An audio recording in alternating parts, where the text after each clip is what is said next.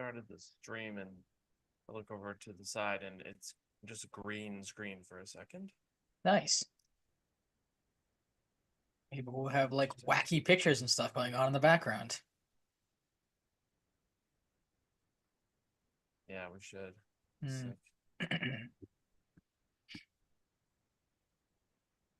Should we have Matt call in from wherever the hell he's on vacation that I keep seeing pictures of, or is he back? Um, he's not back yet. I don't know what he's doing.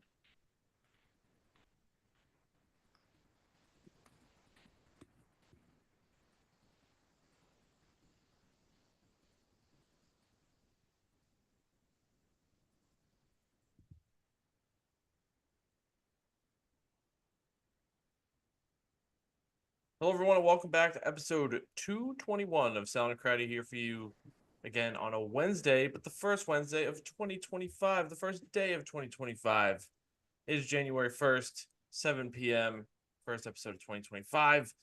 We will not be starting it with talking about a Patriots win. I'll tell you that. We'll be talking about quite the opposite in an extreme way.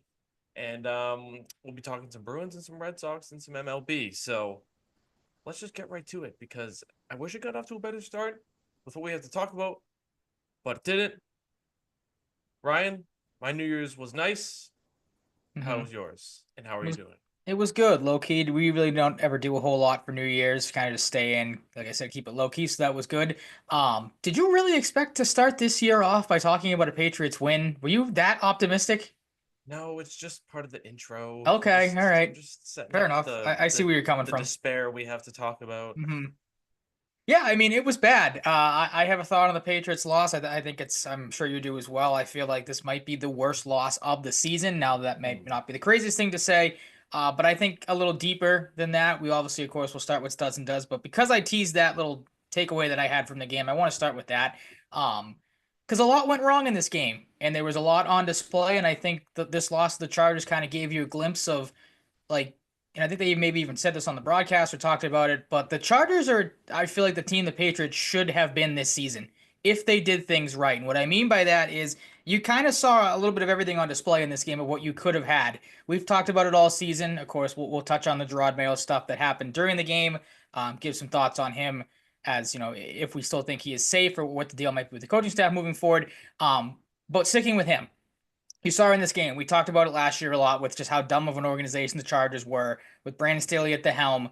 And we know this year, watching the Chargers, watching from afar, that this was not the same Chargers team. And I think a big reason because of that was the coaching factor in Jim Harbaugh. And you saw in this game, once again, you had Gerard Mayo get coach circles around. And I think that was mainly because of the coach that Jim Harbaugh is.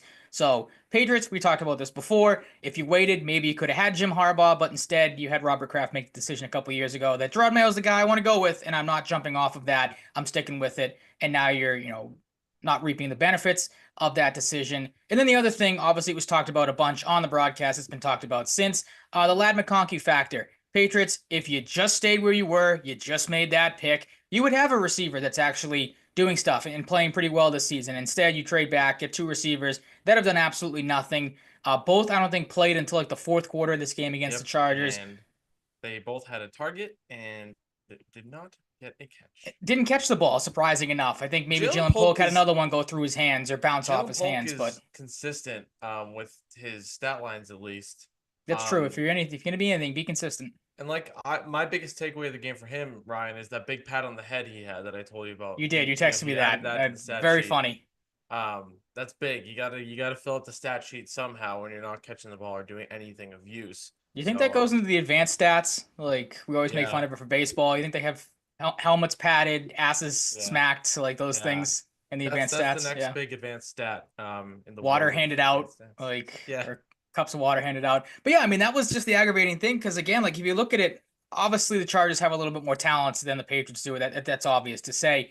But again, just from an organizational standpoint, if you did some things differently, like you should have realistically this year, if you went out and got a legitimate head coach and had a legitimate head coaching search, as we talked about before, instead of what I keep calling the Mickey Mouse head coaching search of, bringing guys in just to bring them in, when again, you knew that Gerard Mayo was going to be the guy.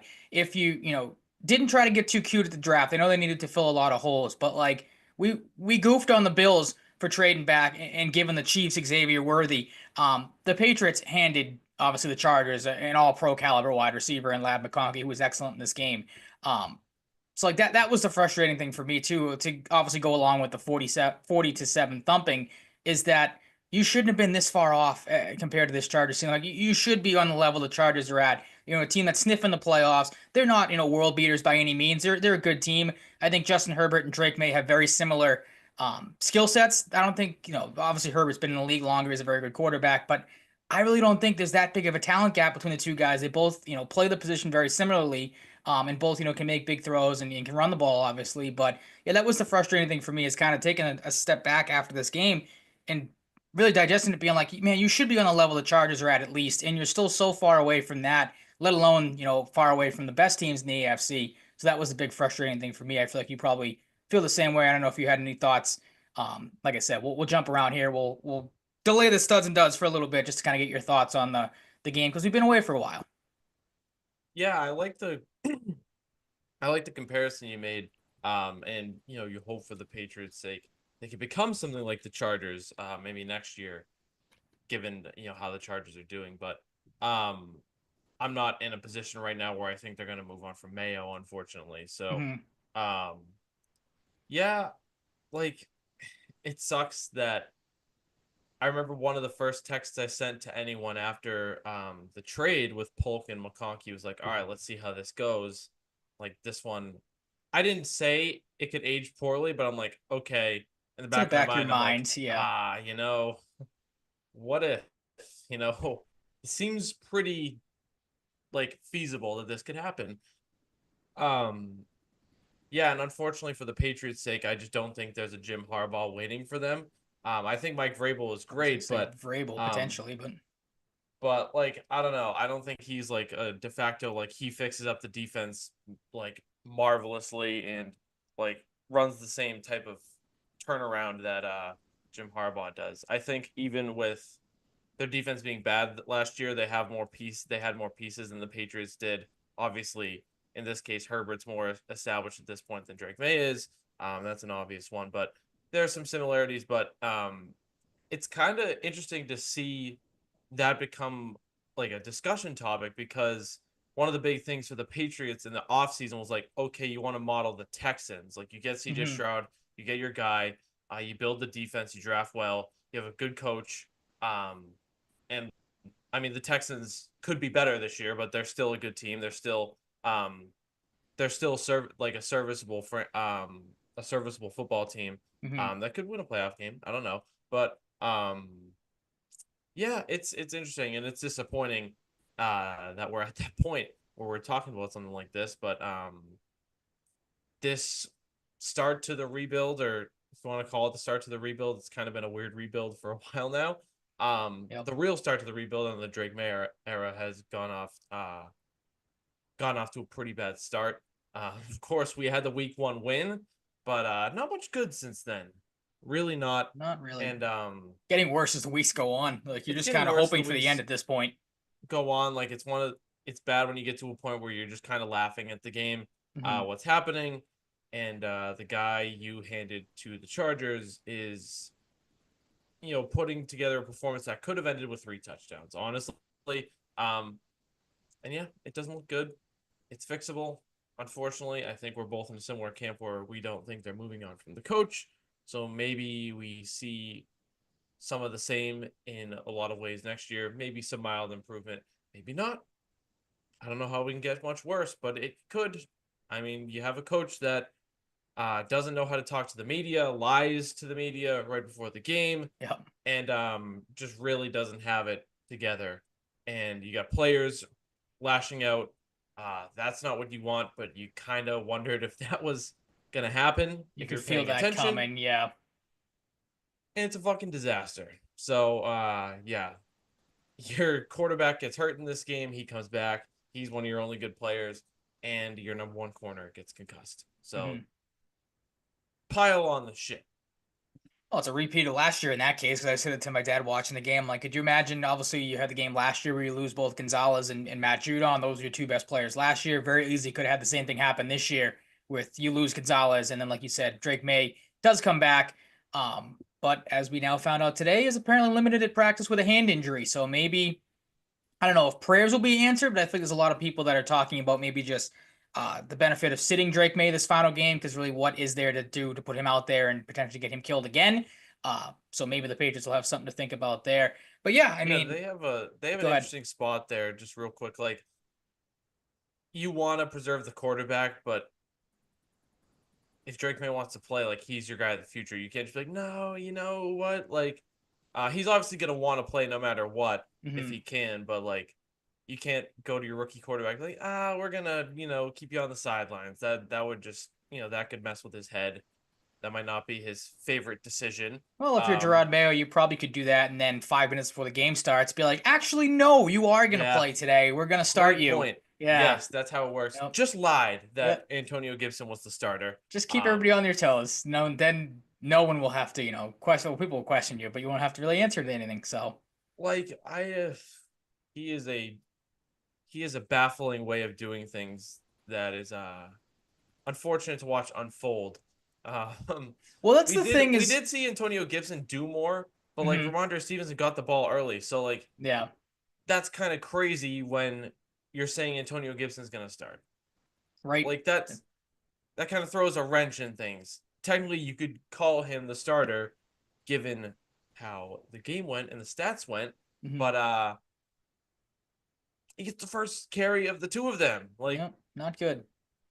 weird.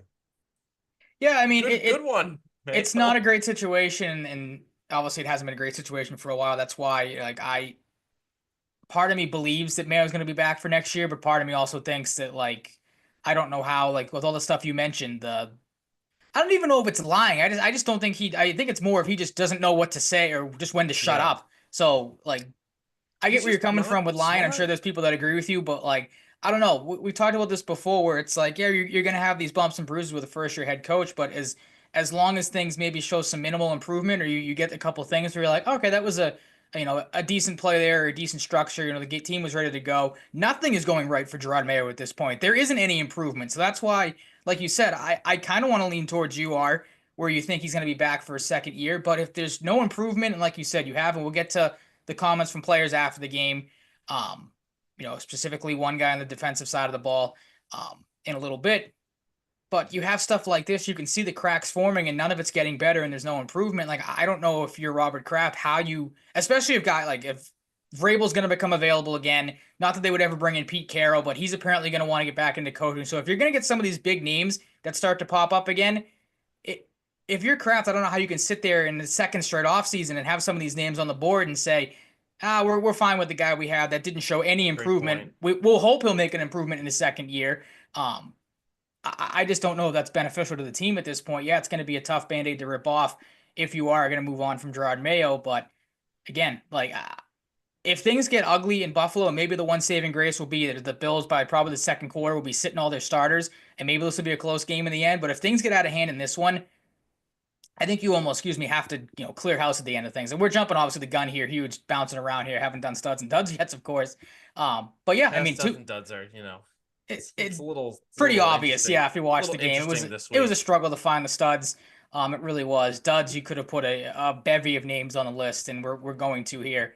But yeah, I mean, it's a bad spot. You said it. Going into the year, didn't expect a whole lot, but I didn't expect it to get this bad. And it is, like you said, I don't know if you can get much worse, but I feel like we've been saying that the last couple of weeks, and this was as bottom as the bottom as you can get, I feel like. Yeah, and you make a good point about the whole coaching thing. Like, okay, we didn't really survey our options last year, and look where that got us. Like outside hires, like super wide ranging. Like we saw some guys that like had ties to the organization that like you reasonably could have expected, and then like there was a little bit of hope for like a guy like Zach Robinson maybe or Nick Caley, I remember, but there was always something looming big time that it was just going to be Mayo, and it was Mayo. Mhm. Um, yeah, it sucks that we're in a spot where you kind of gotta like if you want Mayo out, you have to hope they just get absolutely bundled by the Bills, Right? Yeah. which they should have in the first game. They got out to a 14-point lead and still lost, but they didn't get bundled. They let it slip away. I'd say was the better way to put it. Hmm. But I don't know if the Bills are going to bundle the Patriots if we see the battle of the Tar Heels and Mitch Trubisky versus Drake May. Um, yeah, I don't know if the Bills are just going to have that motivation. Like, what's the point? Hmm. Yeah, I mean, not to again jump ahead to the Bills preview or anything like that because we'll do that in a little bit. But there is part of me, and I was thinking about this the other day with how much the Patriots have screwed situations up this season. We'll obviously get into what happened in the NFL this week, and the Patriots now currently have the #1 spot in the draft. If the draft were to start today, with how badly the Patriots have fucked everything else up this season, I am terrified that they somehow find a way to win in Week 18, and just that would be the icing on the cake. We just said it. How much lower can you get? That would be the final straw, or it hopefully breaks the camel's back, and then changes get made. But if they were to win in Week 18 and somehow lose the #1 overall pick to the Giants again, or if I don't know if anybody else can jump up and take it at this point. But that would just be the icing on the cake is if they find a way to beat Buffalo, and very easily could, like you said. Mitch Trubisky, not a great quarterback. I would have to think the Bills are going to bench probably a lot of their other players again, a couple of quarters in. But we'll have to wait and see on that, of course. Yeah, we'll talk about one team too that really fucked up their draft position in epic fashion. Like Mm-hmm. nobody could have seen this coming. Absolutely nobody. No. But should we get to studs and duds? Sure, we've put it off long enough. I don't think it'll take too long, especially I the don't even studs. want to do studs and duds. Well, I This mean, game is we were this texting game is earlier, and like I said, exhausting. it's like I had to dig deep trying to find this. I didn't, go back and watch a ton of highlights because there was not a lot of highlights if you're a Patriots fan to watch from this game. But we were able to scrape together 3 studs. Again, pretty obvious if you watch the game. We both, I think, have the same exact 3 studs and the same exact 3 duds. So feel free to jump in Yeah, like whenever. my thought there is just like there's no need to overthink it. Like I legit looked, I was like, do I want to swap this guy out here, like this guy out? Like after my first look, Mhm. I'd be like, okay, like we're on the same page here with the studs and duds. I'm like, no, like I could, but there's just these are the guys. Like it just you have to accept that, I guess, in this situation. Uh-huh. Well, this is why Um, it's worked for as good as it has for so long between the two of us. Is because we both, great minds think alike, they say, and just on the same wavelength, I guess. Like I said, I do have a bunch of dishonorable mentions as well when we get to the dud side of things. But again, very quickly with the studs, pretty obvious if you watch the game. #3 for the both of us was Alex Austin, 3 tackles, had 1 pass deflection for the coverage stats, 3 of 7. That was 42.9% when he was targeted, 23 yards allowed. He played 73 snaps, 92%. That was the most out of any Patriots defensive back. Probably wouldn't have been the case if Christian Gonzalez was able to stay in this game, but of course he was concussed, and Austin had to fill in for that #1 cornerback role because Jonathan Jones definitely did not fill in for it as he was beat like a rented mule pretty much all afternoon. Alex Austin put together a solid day. And I feel like he did this kind of similar last year. Had a strong last few games, kind of burst onto the scene. Um, and again, if you're looking for bright spots at this late in the season, gives you a nice little piece. Maybe he's probably not your #2 corner going into the next year, but a nice depth corner, the guy you can seemingly rely on because again, he has been pretty good these last couple of games and did the same thing last season. yeah, he's a good found money guy. And he really had to step up. Unfortunately, it didn't matter. There was nothing he could do to stop this avalanche. But yeah, he's probably like a low end CB3 next year after they draft Travis Hunter, hopefully. So Mhm. um that's yeah, that's where I'm at. And No like you would play draft him at tangent, corner, but not wide receiver. yes, I Okay. would. There's just no chance he plays one position solely.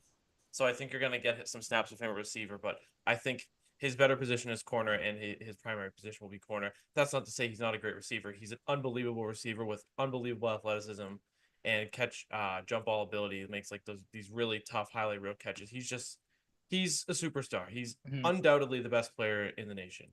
Um, quick tangent. Yeah, but Alex Austin gets the #1 spot on me, like just to give my side of it too, because um Oh, you did have him at 1. That's my mistake. I thought you had him at 3. that's okay. He deserves appreciation because he stepped up for Christian Gonzalez 1, and because even though he let up 3 catches on 7 targets, which is not bad, but it's not ideal. Everybody else was absolute dog I shit, was and just gonna say, he looking was at the the one that stats, didn't get beat into the he had the ground. best numbers. Yep. He weathered the storm. Um, not to say it's like an elite receiver room in LA, but he's a number three corner. He had to step up. Maybe a number four. He's a found money guy that you got off of waivers last year, and he's stepped up in some situations you needed him to. Um, he'll absolutely take that. Yeah, Alex Austin gets number one for me because um, he had to step into a situation he probably wasn't expecting and handled it better than Jonathan Jones or anyone else would have. So, yeah, that's that. We are celebrating Alex Austin in Yep. week 17. That's where we're at. Nothing against him. It's Yeah, just is where that we're a at. good thing or probably Yeah, not? nothing against Alex Austin. I'm a Mhm. fan of him, but that's not the best. It's not the best position to be in. So yeah, that's that. Especially when Okay. it's as a result of your All Pro corner getting concussed. So Yeah, not great. Not a great spot to be in for sure. Moving on. Again, don't want to spend too much time on the studs because again, not a whole lot to talk about. Uh, Antonio Gibson is my number two. I'm not going to make the same mistake I made earlier. He is your number three. Gibson, it's 12 okay. rushes, 63 yards. That's 5.3 yards per carry. His longest run came, I believe, right at the end of the game, a 20-yard run. Again, not the craziest numbers when it comes to the running back position, but you give him credit for continuing to run hard when the game was just completely out of hand. And again, gave you more than Ramondre Stevenson did. It stinks that he was lied to going into this game, thinking he was going to be the starter, because then, of course, the broadcast had to show him just kind of chilling on the sideline, which was tough to see. But Gibson was good in this game, and again, you give him credit for, because I think Mayo did say there were some guys that clearly gave up at the end of the game. Gibson was not one of them, looked good in this game. And again, would like to see him get more touches because he has been the better of the two running backs over the last handful of weeks. Yeah, and it's like we got something that we asked for. We got more Antonio Gibson, which was nice. This is a guy too that getting these reps and showing trust in him is valuable because he's under contract for 2 more years, and Ramondre Stevenson likes to fumble. You Hates need hates Antonio holding on to the Gibson. ball. You need Antonio Gibson to be reliable. So to give him the reward for playing good is good because Ramondre Stevenson has not quite had an ideal Stevenson season like we've seen him do in the past. Yeah, Antonio Gibson is my number three, as you said, just one of the only good players on the team. It's And that simple for me. I appreciated Antonio Gibson's presence on the football field. as did I. And then one guy, the only other guy on the offense, I think we can say that, excluding the quarterback, because obviously we give appreciation to Drake May every week. Demario Douglas, the number one for me, the number two for you. 4 receptions, 5 targets, 46 yards, had that nice touchdown. Good adjustment on the free play from Drake May. I saw a lot of people, especially the broadcast, really talking up Drake May's decision or the knowledge to do that, which, like, I don't know if you feel the same way I do. Like, I didn't find it that fantastic of a play. Like if you're a quarterback in the NFL, you should kind of know, I feel like, especially when you've been playing football as long as Drake May has, where you get a guy to jump offside, throw the ball up, see if your receiver can make a play, and Demario Douglas did that. So good on him for doing so. I feel like probably one of the only receivers to actually adjust to a ball this season instead of just kind of giving up on it. And then as we saw a couple weeks ago with Kayshon Boutte, blame your quarterback for a bad throw. Douglas was good in this game. Good to see him. He's kind of had an up and down season, so to find some footing late in the year and be that reliable guy that we expected him to be earlier in the season. Was good to have him in this game. Yeah, agreed. And it's sad that like seeing TD next to someone's name in the receiver room is just good enough for me. Exactly, That right? You're like, sucks. wow, he got to the Like, end zone. Good for him. yeah, like that doesn't really happen. It really doesn't Mm-hmm. super often. More so or as much as you'd like as, for a good team that has receivers that that can score touchdowns a lot. The Patriots don't, and that's nothing against Demario Douglas. It's just the reality of the situation. I don't have anything against him, but Mm-hmm. yeah, he got in the end zone. No one else did. So Give him a golf clap. Like, yeah, nicely done. um, yeah. This game is just uh just a bore to talk It really, about. well, on the offensive side, it was. We can rip some guys on the defensive side of the ball Mm. if you'd like. Now, again, pretty obvious. I'll get to my dishonorable mentions when we finish up the duds. But for me, number three, for the both of us actually, is a guy that doesn't even play for the Patriots anymore. Yannick Ngakoue. He was released either yesterday or today. Can't remember exactly when I saw the tweet or what the date on the tweet was, but he's gone. And maybe that's a good thing. because just 2 tackles in this game, 1 quarterback hit, played 31 snaps, which is 39% of the defensive snaps. Not great numbers. And then, as you and I were texting, made a very dumb decision for a veteran of his caliber, had the roughing the passer penalty that led to the chip shot Chargers field goal to extend their lead. Again, when they were scoring as much as they were, that maybe didn't matter in the end. Okay, you take away a field goal, they still blow you out. But as like I said, you and I were talking, just a completely dumb decision and unnecessary from Ngakoue, a guy that, again, I think even the broadcast said it should know better, like to put yourself in that position, to take it was either 2 or 3 steps and then just absolutely shove Justin Herbert to the ground. Was very dumb. And like I said, one of the longest tenured players on your defense shouldn't be doing that. He really hasn't given you anything since coming here, and the Patriots saw that, and he is now gone, which you hate to This is see. an example of a found money guy that didn't work. He is on here solely for being a jackass for me. Yep. The quarterback hit means nothing. He actually had 2 quarterback hits. One of them was this. So he matched that total. Yep. What a fucking idiot. Like, just a simply lazy, unnecessary, undisciplined penalty out of frustration that just maddens you. Even with the state of this team, it just maddens you. Like, good on the Patriots that they fucking released him. Whether it was heavily related to that or not, could have just been more him sucking and being cooked. Mm-hmm. Good on them, because he's a fucking dickhead for that shit. Fair enough. Like, that's just one of those things that you don't need. You No, it don't really need isn't. that. I mean, again, Especially in a it's game like this with how it ended up. Like, come on, man. Really? Like, yeah, and I mean, you can take it a have a step cool further head. too, where like we've talked about this before with guys kind of mouthing off and running their mouths. Is like I'm sure there are younger players on the defense that look. No, I don't know if look up to a guy like Ngakoue is the right word because he hadn't really been here for that long. But you know what I mean, like a veteran, again, veteran presence on your defense, which is on the younger side. This isn't the show that you want to put on if you're an Ngakoue. And like you said, the broadcast said it as well. It was a frustration penalty. Obviously, the pass rush was terrible all game. I don't even know if they were able to get to. Oh, well, no. I think Keon White had a pressure or maybe a sack towards the end of the game. Yeah. Uh, but yeah, I mean, that came in pretty much the fourth quarter. So the defense as a whole was not very good. The pass rush was non existent. If you're Ngakoue, you got to be putting on a better face. And again, I think he was released more so along the lines of the Patriots. Those spin it where it's like, oh, they let him go to try to, join a contending team and maybe go run a ring. It's like, no, he just was giving you nothing. And, No contending team should want him after that BS.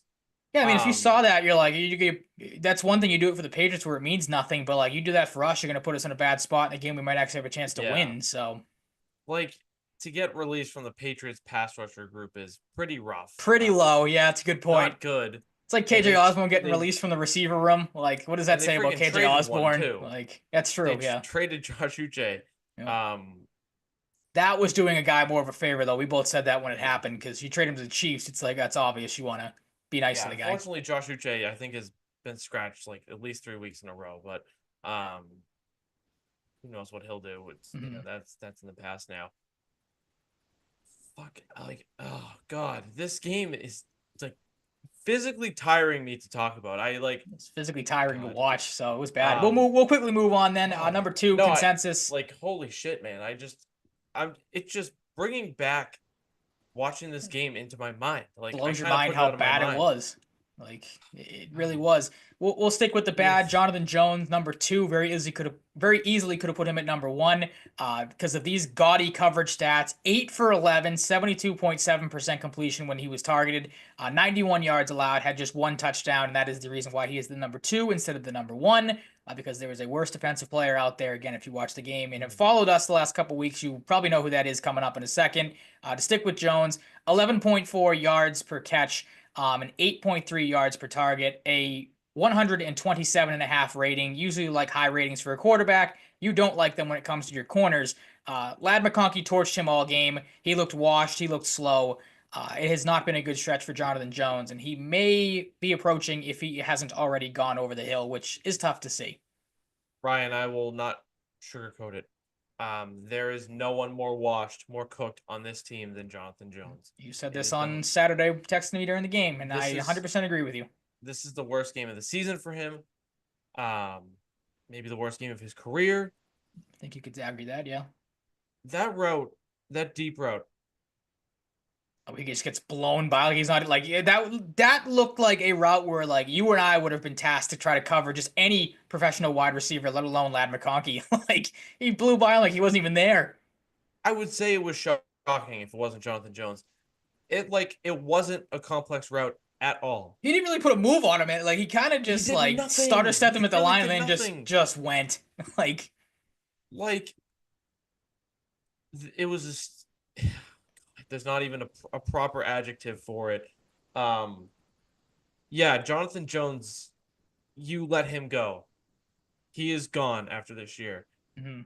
I do not want to watch Jonathan Jones anymore. Um, you are better off putting anyone in there than him. He's clearly not a leader anymore. He's not good at Oh, football. Like, what's the point of keeping him around? Like, upgrade that position with more than one guy. You could do it with the first overall pick, which would be nice. Um, God damn. Like, look at what we saw without Christian Gonzalez. That's just a more and more reason to draft the best player in the nation with the number one pick if you hold on to it. Because holy shit. see, I'm on the opposite side. I think if you draft, I would draft him as a wide receiver, and I think more people. I think people would be legitimately pissed off if you draft Travis Hunter and you make him a corner because people would see that and they'd be like, "Oh, cool, now Drake May has a bona fide number one receiver," and then turn around. I get where you're coming from because it may be more a position of need at this point. Like you said, with just how barren the cupboard looks, if Gonzalez isn't able to go with the corner position. But again, that's something we'll have to worry about and make a decision on later on in the year. But You're in a position it's too, bad like, either way. you're not drafting a quarterback this year. There's Correct. Yep. no overwhelming reason right now to take a tackle number one. There isn't a guy that's that good. God no. Nope. Um, like I love Kelvin Banks Jr. I like Will Campbell a lot. They're not worthy of going number one. Um, you just have to take the best player in this situation. That's Travis Hunter. Because you just need talent. You Mhm. can't overthink it. You need talent. You need Travis Hunter. Um, I don't know, like I had another thought there, but like this game is like I think genuinely melting my brain to talk about, so I lost it. But I'll Mhm. let you know if it comes back to me. Yeah, just draft Travis Hunter. All That's a right. that's a good point you make too about like drafting him and you think he's Drake May's guy, but he's primarily a corner. But like I said, I think they'll find a way to make Yeah, they'll both they'll work. pull a Marcus Jones and It they'll also, I gadget him remember a my couple other point. times. I remember my other point. I think it's a little easier to digest if you finally get one of the receivers you've been trying to get, like the DeAndre And Hopkins, the Calvin yeah, I was Ridleys, gonna and the say Brandon in Ayuk's of free the world agency. you missed Gotcha. out on. Yep. T. Higgins. Yeah, that is a good point. You get T T. Higgins and Higgins. you kind of and then you can obviously experiment with Hunter, but The yeah, you thing don't the know. thing that would be tough with Hunter is like if he's playing primarily corner and receiver, if he's playing receiver, he's gonna get like a lot of focus. So Yep. it's gonna be tough in that situation to like I mean he's Travis Hunter. So like even with good coverage, he can still make amazing plays for you. But like they're gonna have to get creative if his primary position is corner and he's playing some snaps or receiver here and there because if you don't, you're just wasting an unbelievable talent at that position as well. Mhm. Um, Yeah, they love doing that. he's the most fascinating draft prospect ever. I think. I don't know if I disagree with you there. We'll have to, like I said, wait and see. But Um, holy shit, yeah, Jonathan Jones bad. Please yeah, let him the walk in free agency. I pray for whatever fan base has to deal with him gets if they him. let him Yeah, go. Because I have nothing it'll against be the guy, but tough. he is fucking Yeah, it's horrible. over. Yeah, it's The not fall good. off was like this Mhm. sharp It was quick. downturn. Yeah, it kind of not came out of We nowhere, saw but signs kind of last came year, out of nowhere. but this year it has been like every game bad. Mhm. Like I don't think there's been one good one.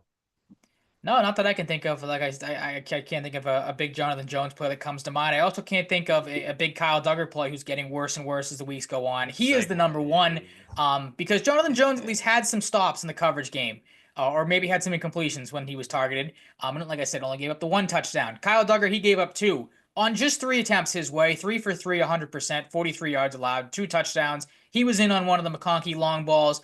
where you talked about the one where he kind of made the little move against Jonathan Jones and then ran right by him. How about the one where he just split the two of them right up the middle and then just took off for another long touchdown? That wasn't good either. Kyle Duggar, 14.3 yards per catch, 14.3 yards per target, and 158.3 rating when it comes to the safety position. Is a perfect passer rating. Yes, it is. It's not good. I've texted you this the last couple weeks. I think I've said it on the show the last couple weeks.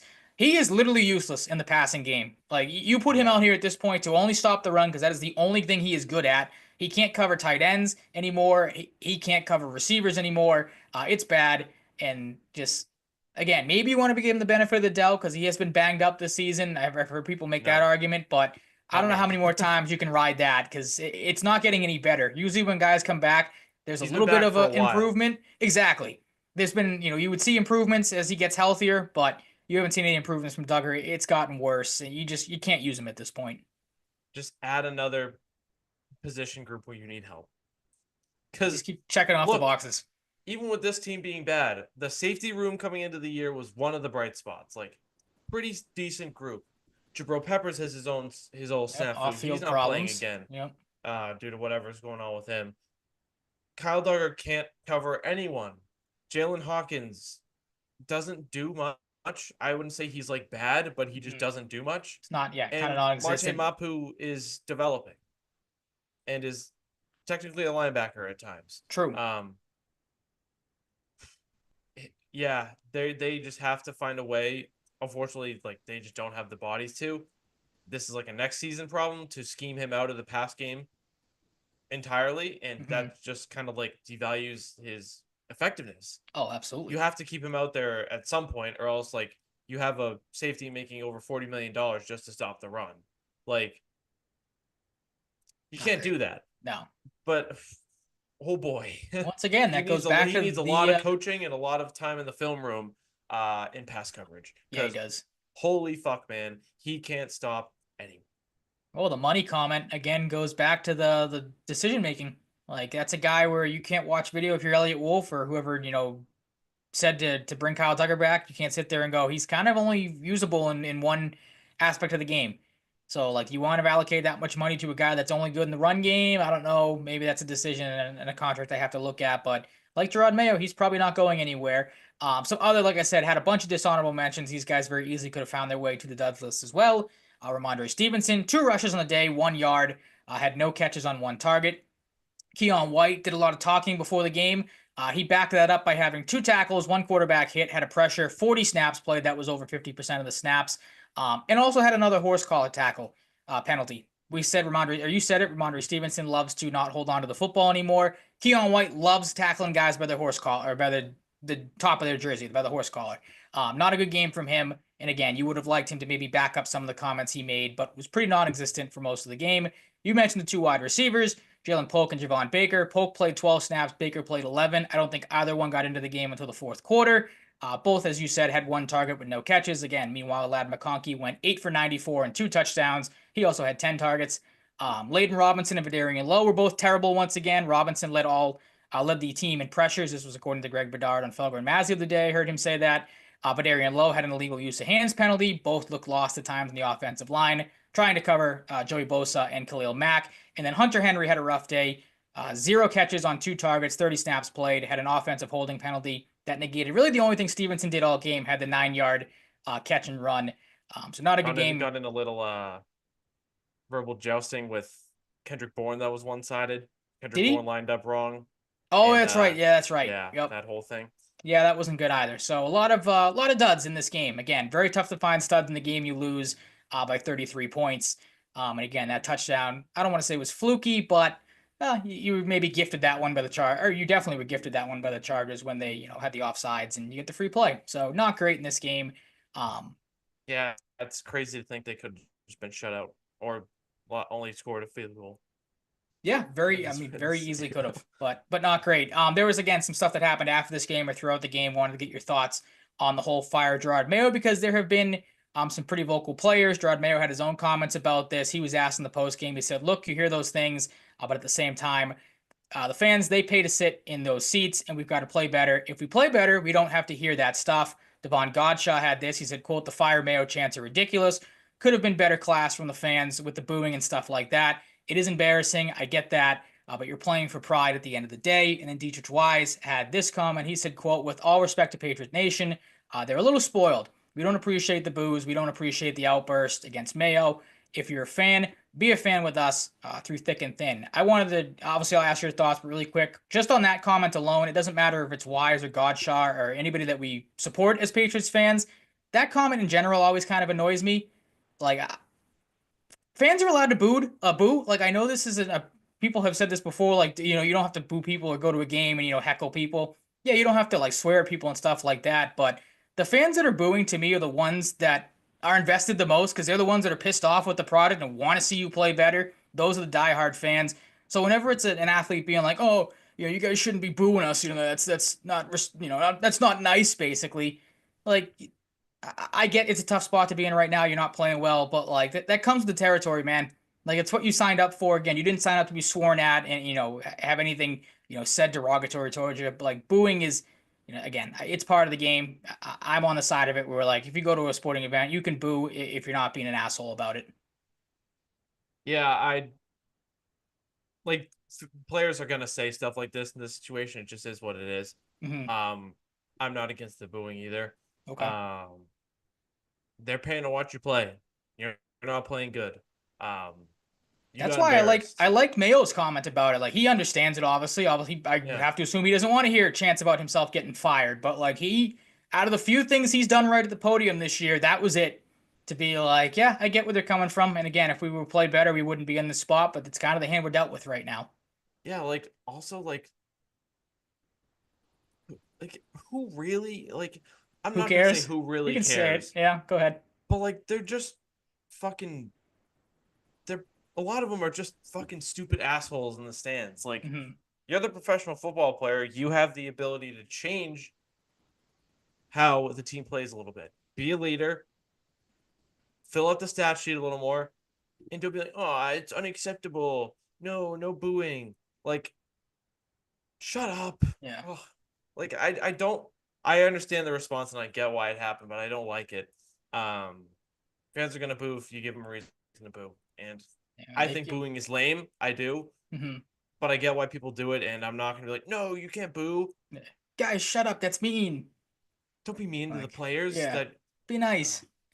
um Part of me wonders if it's a what deflection else? thing, not to kind of like throw shade at Godshaw or Wise or anything. Wise has had a decent season. Godshaw has, again, I don't know how much play he's getting as a defensive tackle. We've talked about this before, where he's found the duds list for the 1 tackles and the decent amount of snaps. Um, I don't know, like Godshaw, you really haven't heard his name the last couple weeks. Wise, I was surprised, has 5 sacks on the year. Like, try to tell me the last time Dietrich Wise made a big play on this team. Again, not to like crap on the guy, but like, we haven't He's just had a not good Dietrich. anymore either. That's what I mean. We haven't really had a big Dietrich Wise season. You expect him to be one of your big pass rushers, and really hasn't done a whole lot. Um, I don't know. Like, part of me kind of also thinks that, like, they're playing bad. This is a chance for them to maybe deflect some of that, and maybe not go after the fans, but you know what I mean. Like, try to make this a story where it really isn't. Like you said, who really cares in the end? But this was obviously something that was talked about after the game because it was apparent. You could hear it on the broadcast a couple times. The fire Mayo chance at the end of the game, and I think a couple times it came up in the fourth quarter as well. So not a good look there. We mentioned Keon White, his comments. He had comments with Karen Garigian of Mass Live on Thursday. Said, "I'm gonna try to get through these next 2 games and then figure out after that. We'll see where the cards may lie for my future." Then after the game on Sunday, Mark Daniels had this back and forth. This was on the change coming to New England. Keon White said, "Quote: I mean, I hope so. If changes aren't made, then what are we doing? The NFL is a production-based business. So if you're not doing anything to change our production, which is lose or which is loss, I guess he said. What are we doing?" Then he was asked, what kind of change should happen. White said, "It's not for me to decide. First and foremost, I'm changing me, change how I play the game." And then the last comment or question he had was asked, "Is there pressure to play well to save coaches' jobs?" White went on to say, "Quote: I think you should play well every game. That's the bottom line at the end of the day. Are we doing it right now? No. So at the end of the day, something needs to change." So maybe some shade thrown into the coaching staff. Something needs to change has come up a couple times from Keon White. The future comments is very interesting. Your thoughts on the whole situation? Do you want Keon White still here after this? Do you think he's still going to be here? What's the whole situation in your mind? I do want Keon White still here. Um, that is a man that does not want to be. I One think billion that's percent clear and does not obvious. want to Yeah. be here. Yep. Um, this is a guy. I'm not saying these are like connected, but like, I'm not really surprised that a guy that never smiles and shows up in like these like It's an interesting point. he shows up for outfits. Like he's focused on outfits. Like he likes to wear his cool outfits and not smile. That this guy who cares about his image, which is fine, Hmm. when his image is not looking good and he's not playing good and he says shit like this, that means he wants out. He doesn't seem like a bullshit guy. If he doesn't like something, he is going to say it. He did say it. And this is not a guy that would surprise me if he requested a trade. Yeah, I'm kind of that's one of the I don't think he first will, things I'm. but Oh, you don't? I think he absolutely will. I think I don't think as he soon as we will. get into the off season, I think we're gonna see like I just Keon don't White think wants his out. this. I think this comes down to a situation where his agent will be like, "Nah, like I get it, but nah, like we're not doing that." Okay. Because to be honest, too, Keon White hasn't really done as much as he could have. Well, that's the So interesting like, thing because I mean it'd it's be been a different if Keon White had like 13 sacks right now. well Then that's you're the like, thing that okay, kind like of I'm the only one doing anything off the fair. edge, Yep. and I'm fucking pissed off, and I'm like a young player, like I'm trying to grow, and I don't feel like I'm really doing that here. I'm doing Hmm. my own thing, but like I feel like I could, be better. A new spot would be better for my growth in my career, Hmm. and I want to win. It's messy. Like that's a guy that doesn't want to be here right now. Well, That's like that's I'm the not thing. gonna hop around it. I like No, I agree with you 100%. I And don't think there's any wiggle room there, for me to change that stance. I think mhm. that's a guy that doesn't want to be here right now. Well, looking over the comments again and kind of thinking about it here, and I know he says, the NFL is a production-based business, and I think a lot of people would take that at face value of the team as a whole. Part of me wonders if he's talking about himself for what you just said, is he hasn't really done a whole lot this season. And if you remember back, obviously got off to that great start again in the Cincinnati game, looked like the guy we expected him to look like, and then kind of had this stretch early in the season where there was talk of there's guys kind of doing their own thing. You had players calling guys out like they're basically not in the system. They're out there freestyling, doing their own thing. And I think a lot of people, I feel like you and I included, kind of were like that. I feel like it's directed towards Keon White because you see these games where he's out of position or he's just kind of going off doing his own thing or he's getting blown by on runs or not, like I said, not in the right spot. I wonder if, as the season's gone on, the reason why you haven't seen him be productive really at all is because the coaching staff has tried to reel him in and be like, you're not gonna, go balls to the wall here and make all these kind of dumb mistakes we were making early on. And I wonder if with the losses piling up, if he's starting to be like, well, screw this. If I'm not gonna be able to play the way I want to or the way I know I can be productive, I'm gonna want out. I'm gonna want to go somewhere that is gonna let me kind of be a freestylist, and be that guy that can get after the quarterback. And the Patriots aren't allowing me to do so right here. Whether that's Mayo's decision or Covington's decision, I find that kind of interesting. And that's kind of where, like I said, I take the production-based business comments from. Is he's more so talking about himself, I feel like, and not being able to do what he wants to do out there. Obviously, you have to, do what the team wants you to do, but it is Yeah, a very interesting spot and a weird spot to be in for him. he had 4 of his 5 sacks in the first 2 weeks. And then, And like, since nothing. since a 1 sack, 1.5 run stuff performance against the Bears, ironically enough, the same game where Dietrich Wise also had his last sack or 2 sacks. Um, since that Bears game where he was fairly productive, good game, good win for the Patriots. Hmm. Um, Last good game they played. feels crazy to say. Right? This was like a year ago Mentioning that a happened.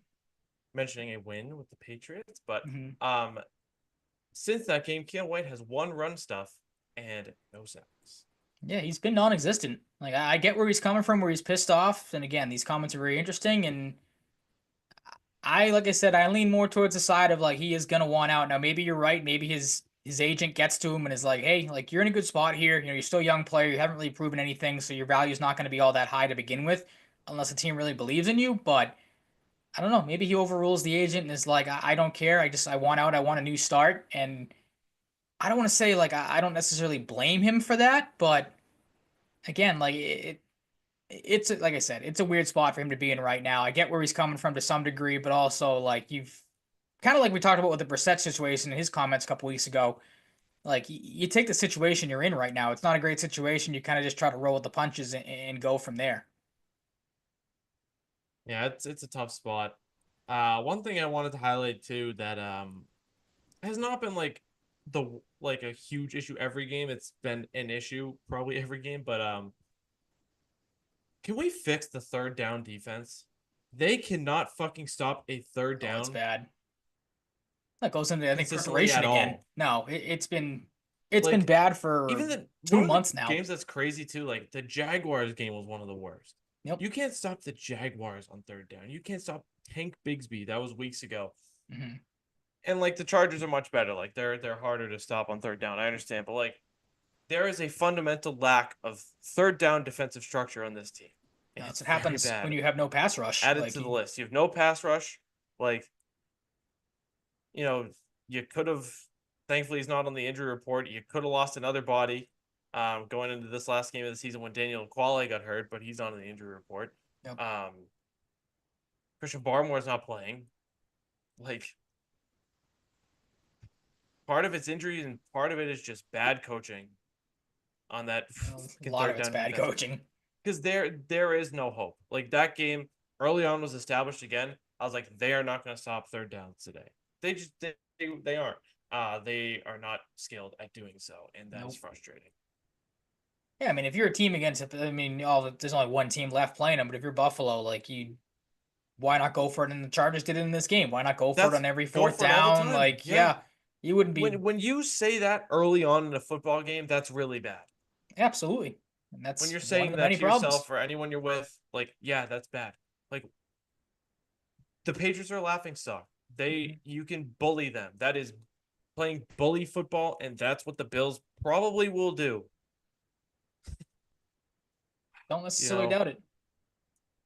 Well, let's talk about fucking that A, Bills game man. because I think we've kind Fucking of worn A. this Chargers game out to death, and it was a game that I feel like bored a lot of people to death, and rightfully so. But the Bills, is there anything to look at in this game? Second time they play the Bills in the last 3 weeks of the season. As you mentioned, the Bills probably not going to be a fully loaded staff this time around. I know Josh Allen is going to start the game because I think they came out and said the other day he values that consecutive streak that he's been on when it comes to starts. James Cook, I can't imagine is going to get a lot of run in this game, but what is there to No. look at in this Bills game, if anything, in your mind? Yeah, I mean, there's gonna be guys sitting at some point and sitting from the start.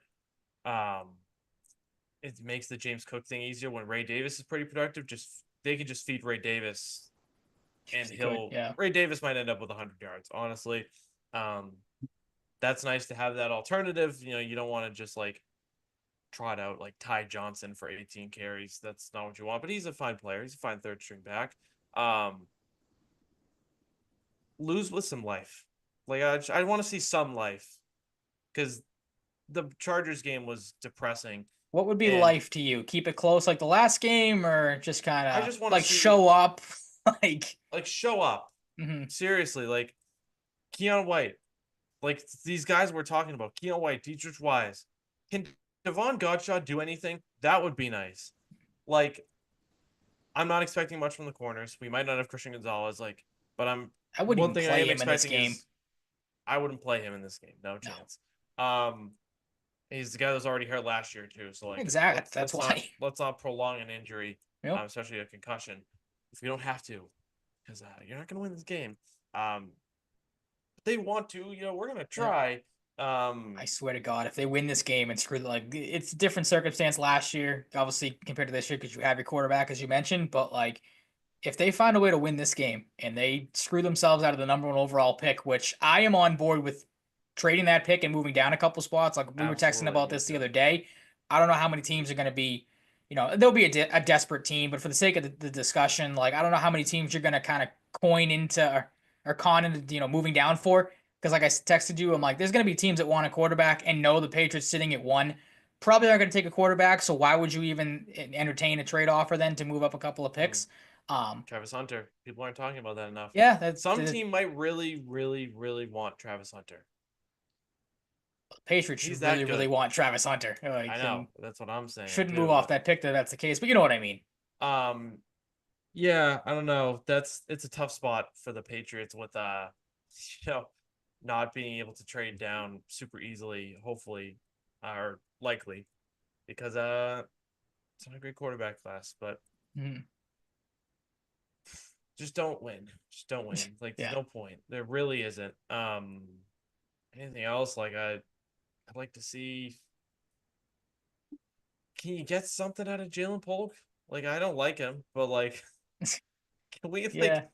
Can you just like Something other than head taps. force feed Jalen Polk a little bit? Like I want to see Baker catch a football. Well, yeah, that's what like you look at this game coming up. You're You like, should like start Joe Milton and have Joe Milton try to throw a 70-yard bomb to Javon Baker just for fun. Like mhm. fuck around a little bit. Like I want to see life, but I want to see them fuck around. Like Well, that's the thing is I go for would, broke. Try some fun shit. yeah, Don't play get Drake May. crazy, They'll build probably balls to the play Drake wall. May if he's healthy. Um, really am just not going to be comfortable watching him. God, no, nope. No. If you play Drake May, you tell him you're not running at all. I mean, they've tried to handicap him when it comes to running, but like you really tell him in this game, you stay in the pocket, or if you're gonna run, you slide 5 yards early because like we are not losing you, and Yeah. that's why like I have it in the No, outline that here. was I would, bad. That was a bad hit too. It uh, wasn't like completely on him, but I mean mostly on him for not sliding. yeah, One that was a thing too, Tua like moment for sure. they'll never start Joe Milton in this game. They just won't. But can you imagine how that would affect Jacoby Brissett? Like, what are you thinking if you're Jacoby Brissett? If they're like, oh yeah, we want to preserve Drake May, but we're starting We're Joe gonna, Milton. yeah, completely bypass the actual backup quarterback. He Like might just be like, who fucking cares at this I point? He's not I one of think your he depth might charts. at Yeah. this point. If you're Brissett, like I know because we're gonna And get he's a into good it guy, in. so like he'll want to be there for Drake and Yeah, shit, but like, absolutely. But I and was gonna Joe. say Uh, is the Seahawks are, excuse me, the Rams doing this against the Seahawks. I saw today is McVay came out and said they're gonna start Garoppolo in that game, so that's a showcase game for Jimmy Garoppolo. If you're the Patriots, like maybe you want to do Brissett a favor and show him off and see if there's a team that because like I don't think Brissett's career is on life support by any I means. think it is. You think it is?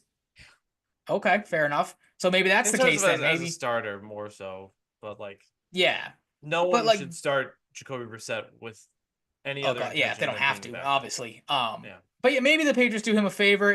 I would, if I was Brissett, I'd be like, I'm good. I'm not going out there and getting pounded into the ground. And that's why if I were the Patriots, I'd treat this game like a preseason game. If you want to have Drake May play, he wants to start. Cool, you're in the first couple drives. You get the hell out of there after the second or third drive. Put Brissett in for a half. And then I would play Milton the rest of the game. I'd play him the third quarter. I'd play him the fourth quarter. Dress all three quarterbacks. That's Get the him way to out get Joe there. Milton in. Yeah. Yeah, Like just play absolutely. him Like late. you don't lose anything in that. You can't. You have nothing to gain. You have nothing to lose. I'm with Also, you. Play like, some of the yeah, young guys. he's not the quarterback of the future, but like you did spend a draft pick on him. Yeah, they clearly saw some ability in him. Maybe you put him out there, showcase him. Maybe there's a team that likes him and is able to offer you. You need all the help in the world you can get right now. Maybe the team offers you an extra draft pick for him. They think he can be a backup somewhere. Then, or maybe you think he's the backup next year to May. But Or maybe a yeah, team's like, oh yeah, Joe Milton. Like, let's throw the Patriots a 7th round pick. He's fun and has a that's what I mean. fucking sick Yeah. arm. It never doesn't always go the right place, but they call him Bazooka Joe for a reason. Yeah. Hmm. Um, yeah, we're not gonna do the whole like skill player breakdown because we did that a couple weeks ago, Nope. or maybe we Not missed it. much has But changed. Josh yeah, not Allen's much has still changed. great. Like, Khalil Shakir is still their number one receiver. Amari Cooper starting to play well. Keon Coleman's back, making great catches in big plays for mhm, them. So just mhm. more things to worry about with this team. Keon Coleman has beat the Nikhil Harry allegation Yes, he has. already. Bills are 2.5 point favorites. That's just funny, even though it makes sense because they're just not going to play their starters the whole time. Hmm. Because they are just so much better than the Patriots, even without Josh Allen playing the full game or James Cook or any other number of players. And the over/under is 38.5, opened at 41.5. That's the biggest shift we've seen so far as I can remember, as you put the opening line and the current line every week, which is nice. Wow, that was a noise. Did you hear that? Did not. I just went like, I and don't it know what like you made did like a there. squeaky noise. That was like a weird thing that just happened there. Um, but yeah, like I'm just as disappointing as this season is, expectedly so. I'm not expecting the Bills to just like bludgeon the Patriots. I don't think there's much of a point in that. No, you don't really Versus gain like, anything out of that. okay, like you did it to us for years, maybe. Like maybe they'll If they can Yeah. do it early, they'll be like, yeah, we did it, and then Yeah. they'll cruise to like a 40-7 victory. Oh my God, Mhm. 40-7. Wow. Look what 2 just weeks in a happened. row. That'd be That bad. was that That'd was be not really on bad. that was not on purpose. That Yeah. was the first score that came to mind. That was not on purpose. Like on everything. That was coincidence. Um, yeah, I mean, did you know the Patriots had a guy named Titus Leo? Nope.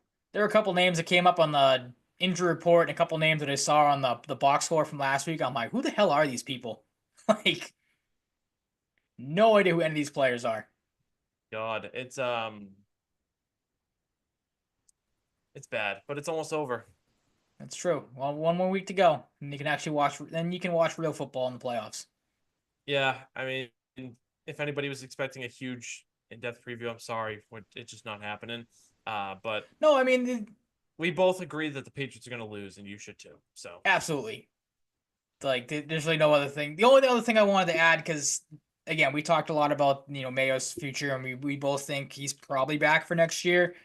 I think depending on how this team comes out this week, you might have a tell of what the decision is moving forward. Like if they come out and because Mayo said it, they have no desire to lose and lock up the number 1 overall pick. They're going to obviously play to win the game. I'm sure other players have said that as well. Um, if you see some fight in this game, they come out, and, they play a little better. They maybe like look like they want to be there. They look like they're prepared to be there. I think not Drake May. Drake May is obviously safe. I think Gerard Mayo is safe.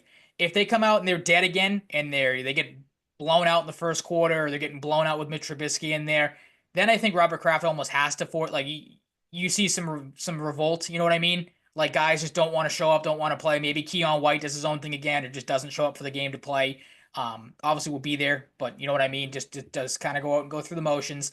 Um, if you have a lot of that, and then I think if you have a lot of comments after the game, like you had this past week against the Chargers, then I think Kraft is almost forced to make a change because he's like, all right, Gerard Mayo's clearly lost the locker room. It's easy to get rid of the coach and to get rid of all these players for next season. Although you could blow out this roster, because I don't know how many guys there are worth keeping at this point. Again, outside of the obvious two and the quarterback in the corner.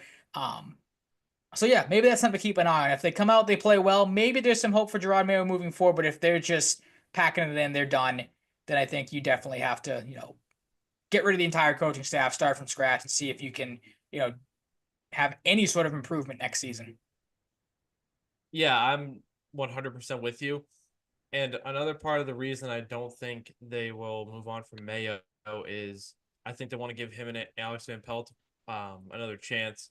First and foremost, obviously, if I'm on this side of the fence, that's going to be part of my stance.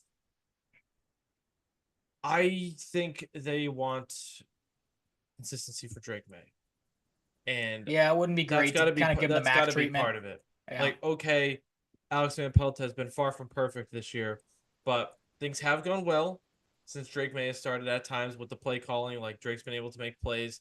Um, Even the offensive line for very few stretches, more so at the beginning, Mhm. has actually played good in front of him at times. So like he's set himself up to get his bell rung a couple of times, but Yep. um, he's making plays. Like there's signs that this offensive style can work with Drake May, and I think that's going to be another part of the reason why they don't fire him or Van Pelt, because they want to give them one more shot to establish something with Drake May, and then of course next year it's a whole different ball game.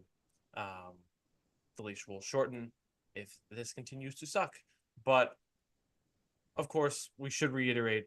I think we're both in agreement that Robert Kraft is very image based, Oh, and absolutely. or image focused. I don't know why I said based, but Yeah, um, biblical hand in hand. he cares about his reputation. I have a hard time believing Robert Kraft would be like, "Oh, hand up, I fucked up," with the guy that coached for the Patriots before as a DC, played for the Patriots. He doesn't want that bad look, and he's a guy that's very in tune with his Hall of Fame candidacy.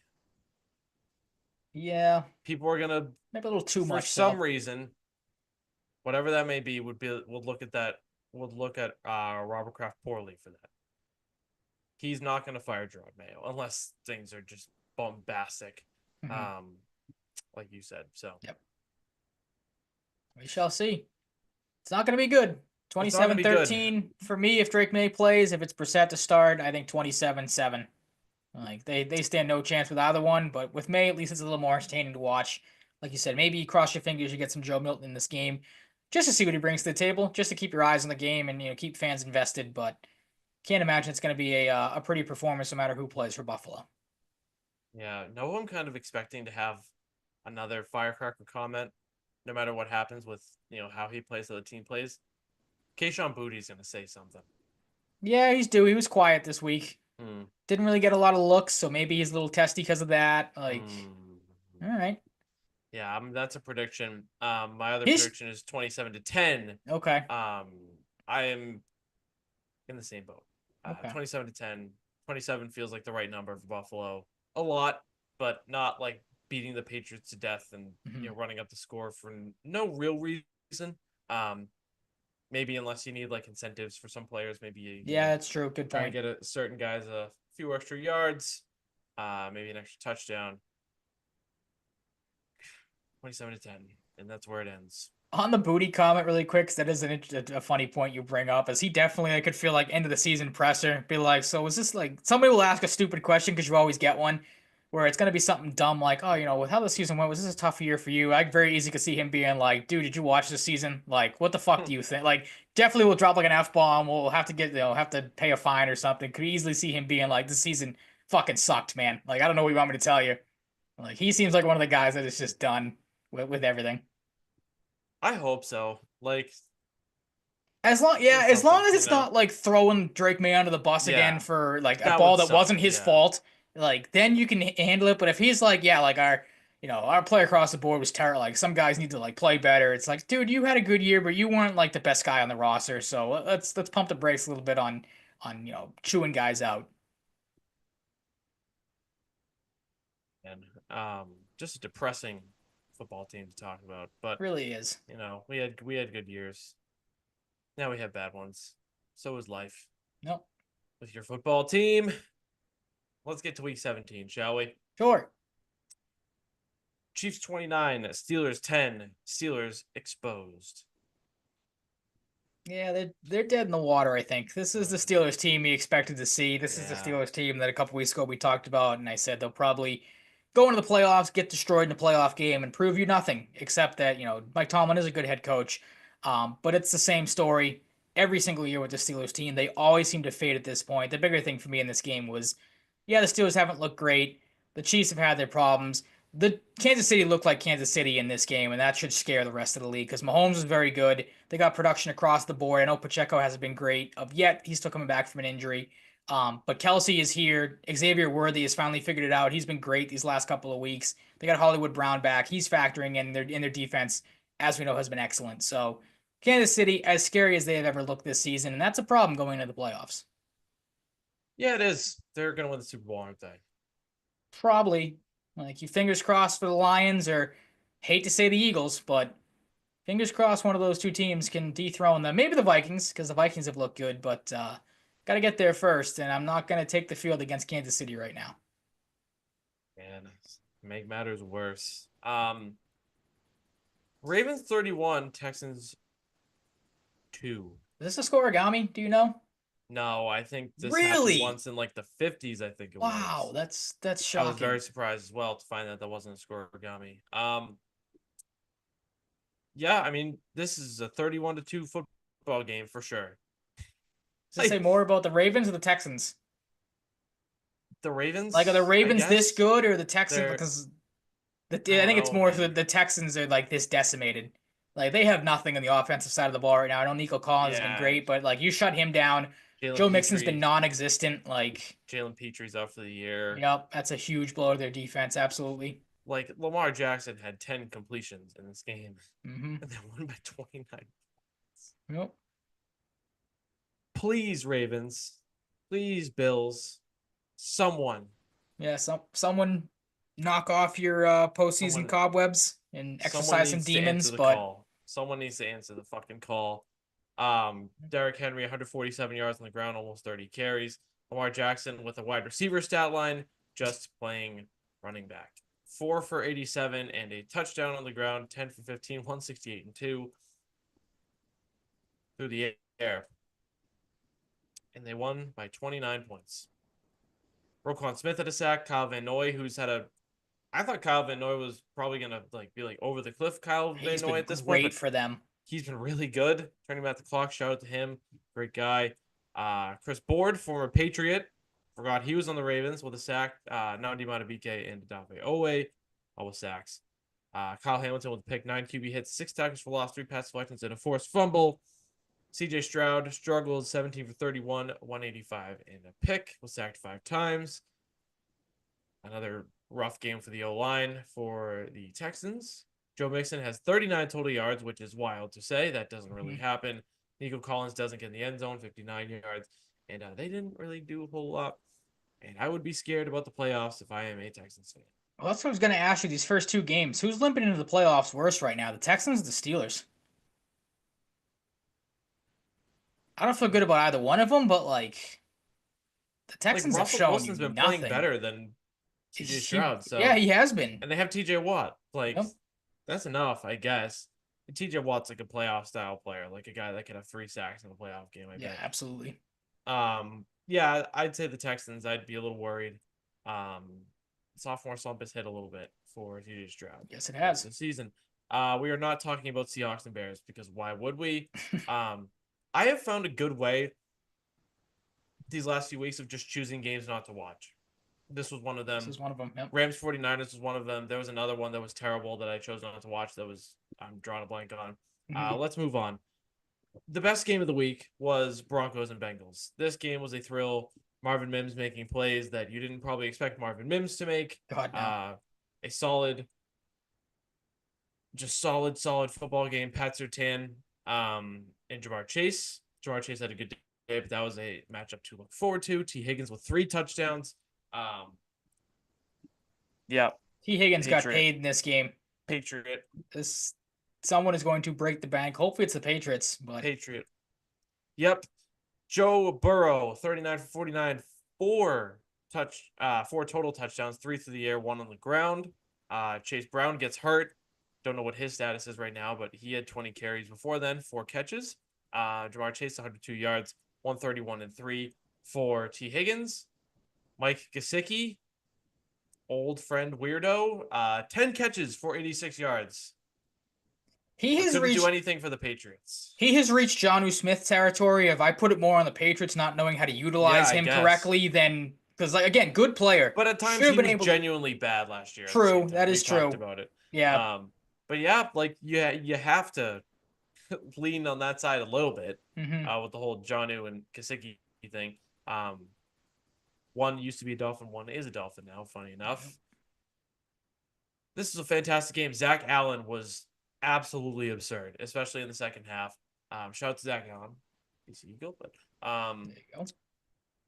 Yeah, it meant nothing, as you said. Unfortunately, 3.5 sacks, 7 tackles, 6 QB hits, and 2 tackles for losses. Maybe the best defensive stat line of the year at anyone in the league.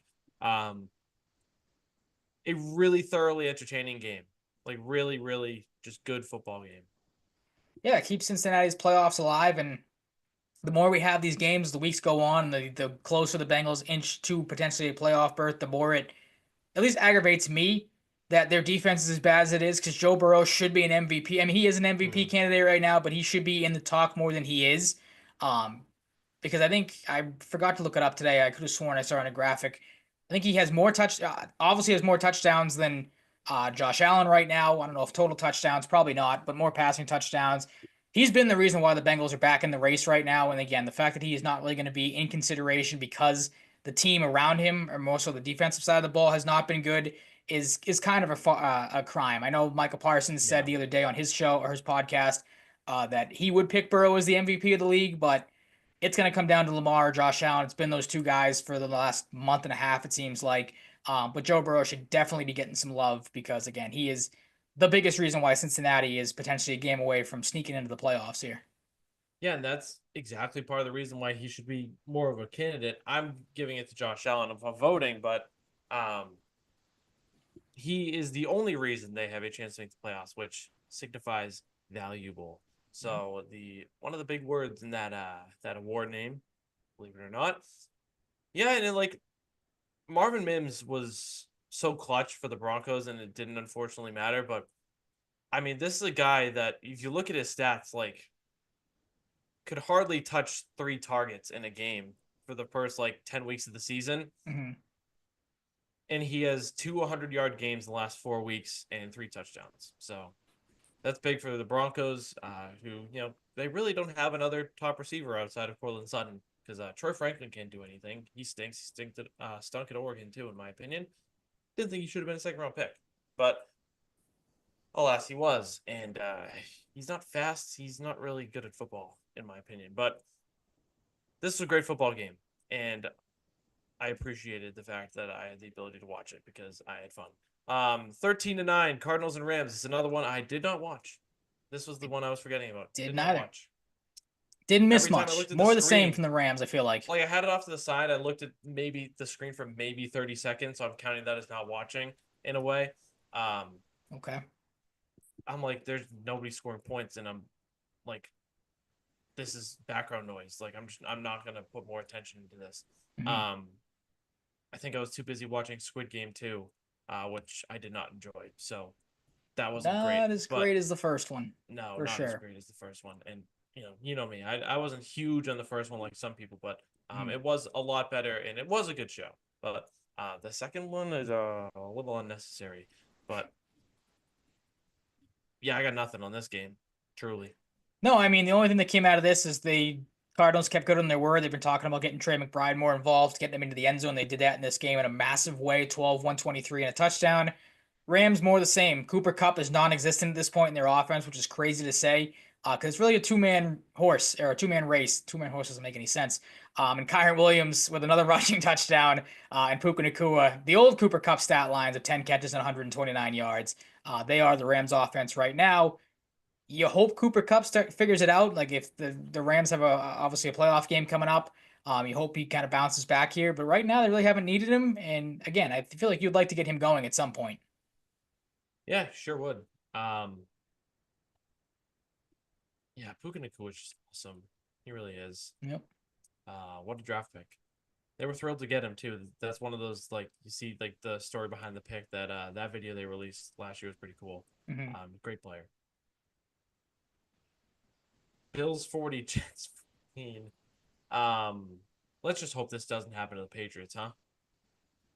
Well, I mean, you Because like we could you hope a hope for it loss, because obviously, because you get the number we one could hope draft for it pick. because But maybe it gets Mayo fired, but true, yeah, if you're in that camp, yep. yeah, but you know, watching the football team lose by that much stinks. We saw that. We saw it even worse against the Chargers. 16 for 27 for Josh Allen, 182 through the air, nothing crazy there, but 2 touchdowns, no picks, 5 carries for 17 yards and a touchdown. Didn't really feel like running that much. Nope, Which didn't is have okay. Preserve yourself, I guess. I mean, to. like, Yeah, you don't need to run for 3 touchdowns against the Jets because they fucking suck. And it was fun, or probably wasn't fun to have Aaron Rodgers because that's over. So mm-hmm. Buffalo's defense, as you've noted here, 4 sacks, 2 picks, 8 tackles lost, 7 QB hits, 3 pass deflections, a fumble, and a fumble recovery. Big day for them, and they just beat the shit out of the Jets.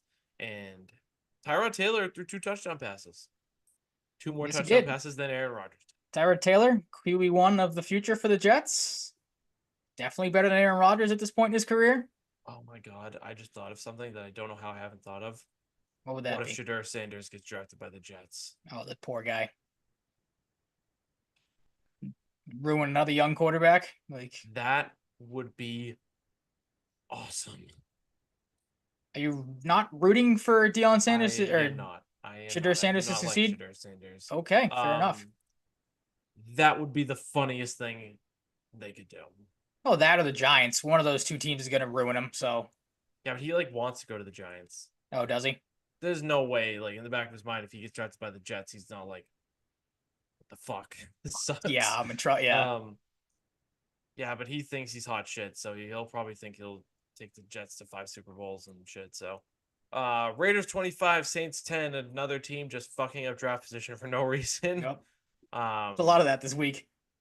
Fucking idiots. Amir Abdullah, 115 yards. That's just funny. Like we're at that time of year. Mm-hmm. I wonder if he won anybody a fantasy championship. Just thinking the same thing. Yeah, like he could join the Terrence Wests and the Sharkhandrick Wests of the world, the Justin Forsets, perhaps, if you will. Jacoby Myers gets the end zone. Brock Bowers, 7 for 77. Nice, consistent numerical stat line. And he breaks the record for most receiving yards in NFL history for a rookie. Puka Nakua's record does not last very long. No. Brock Bowers is sick. I didn't know he'd be this good right away.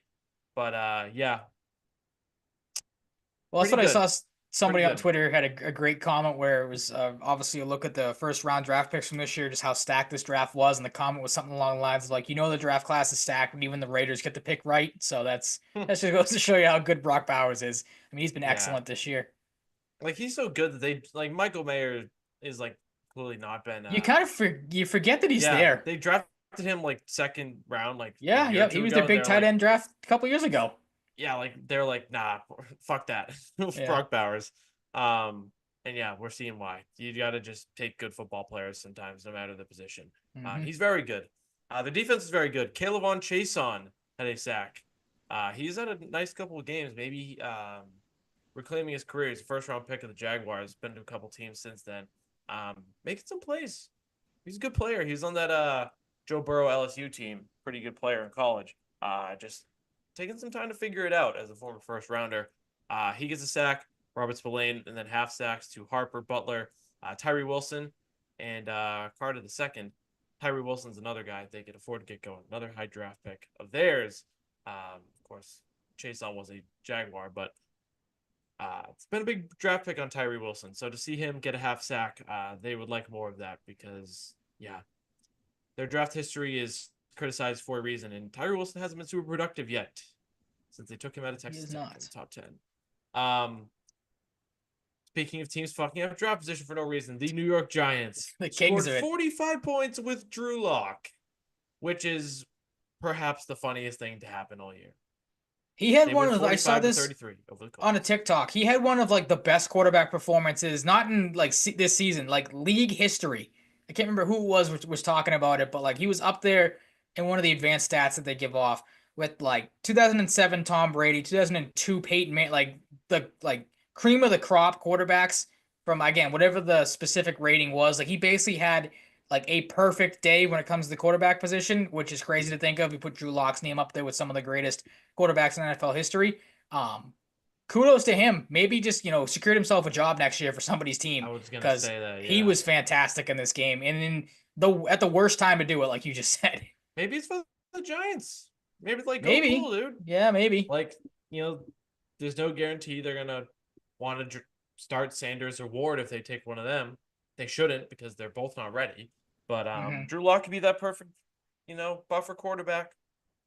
Sam In the Darnold event 2.0. too, you're more comfortable stinking if you keep your pick. And in terms of like trading up, they'd have to give up next year's pick.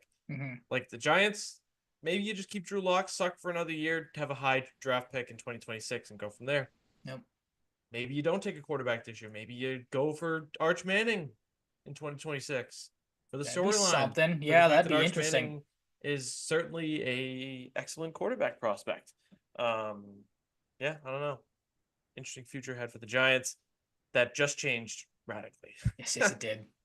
But hey, it's not like they did that last year. So what does it say if you're the Colts? They did win last year to fuck up their draft position against the Patriots, but they did not win by scoring 45 points.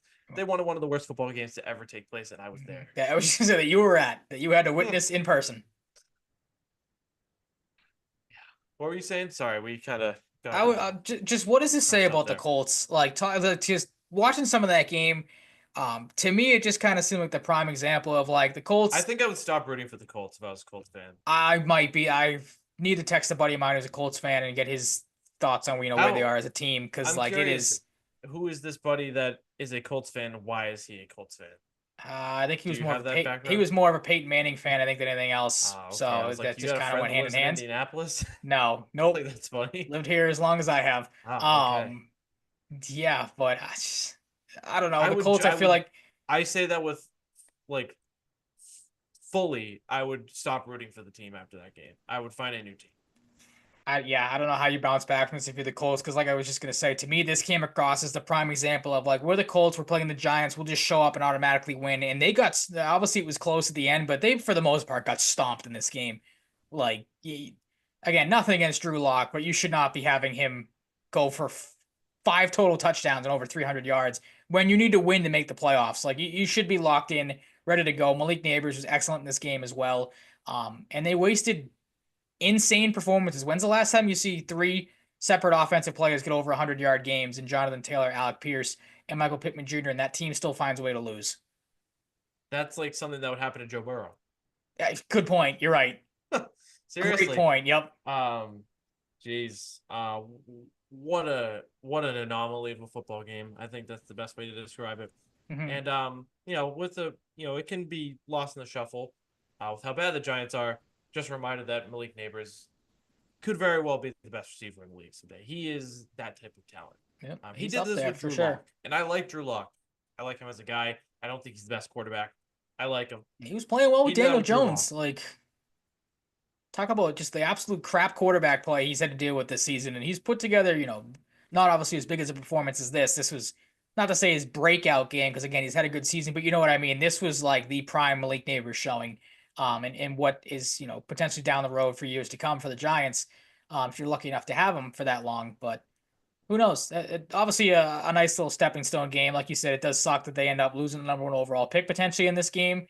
Obviously, anything can happen this week coming up, but crazy performances across the board in this one. Crazy performances. And not as crazy, but his buddy from LSU, Brian Thomas Jr., had a nice performance himself. As the Jaguars and Mac Jones beat the Tennessee Titans. Isn't it crazy to see how Mac Jones looks with a number 1 wide receiver? Isn't that interesting?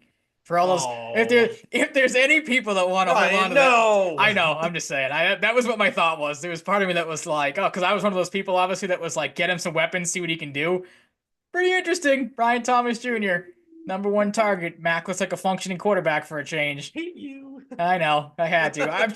I'm sure there's people out there that believe the same thing. I just do it at this point to just kind of just bust balls, because again, I just don't think. But I'll give credit where credit's due. Mac has played decent these last couple of weeks. It's not anything crazy, but didn't make any of the stupid mistakes that we've seen Mac Jones make in games prior, years prior. He's been decent. I think he's saved face a little bit these last couple of weeks, and if there's people still rooting for Mac Jones, then kudos to him. Yeah, like if you're the Jaguars too, like obviously didn't give a lot to get him. Like this is what you got him for. Like this is ideally what you would get out of him if he was going to play. Yep. So, that's good for them. Not much else is. Even though they won this game, it's tough. It's tough. They're going to be picking high in the draft again. And Mason Rudolph did not do enough to help them win. And I agree with you. Talk about a team that needs a quarterback desperately. Yeah. It's a bad time.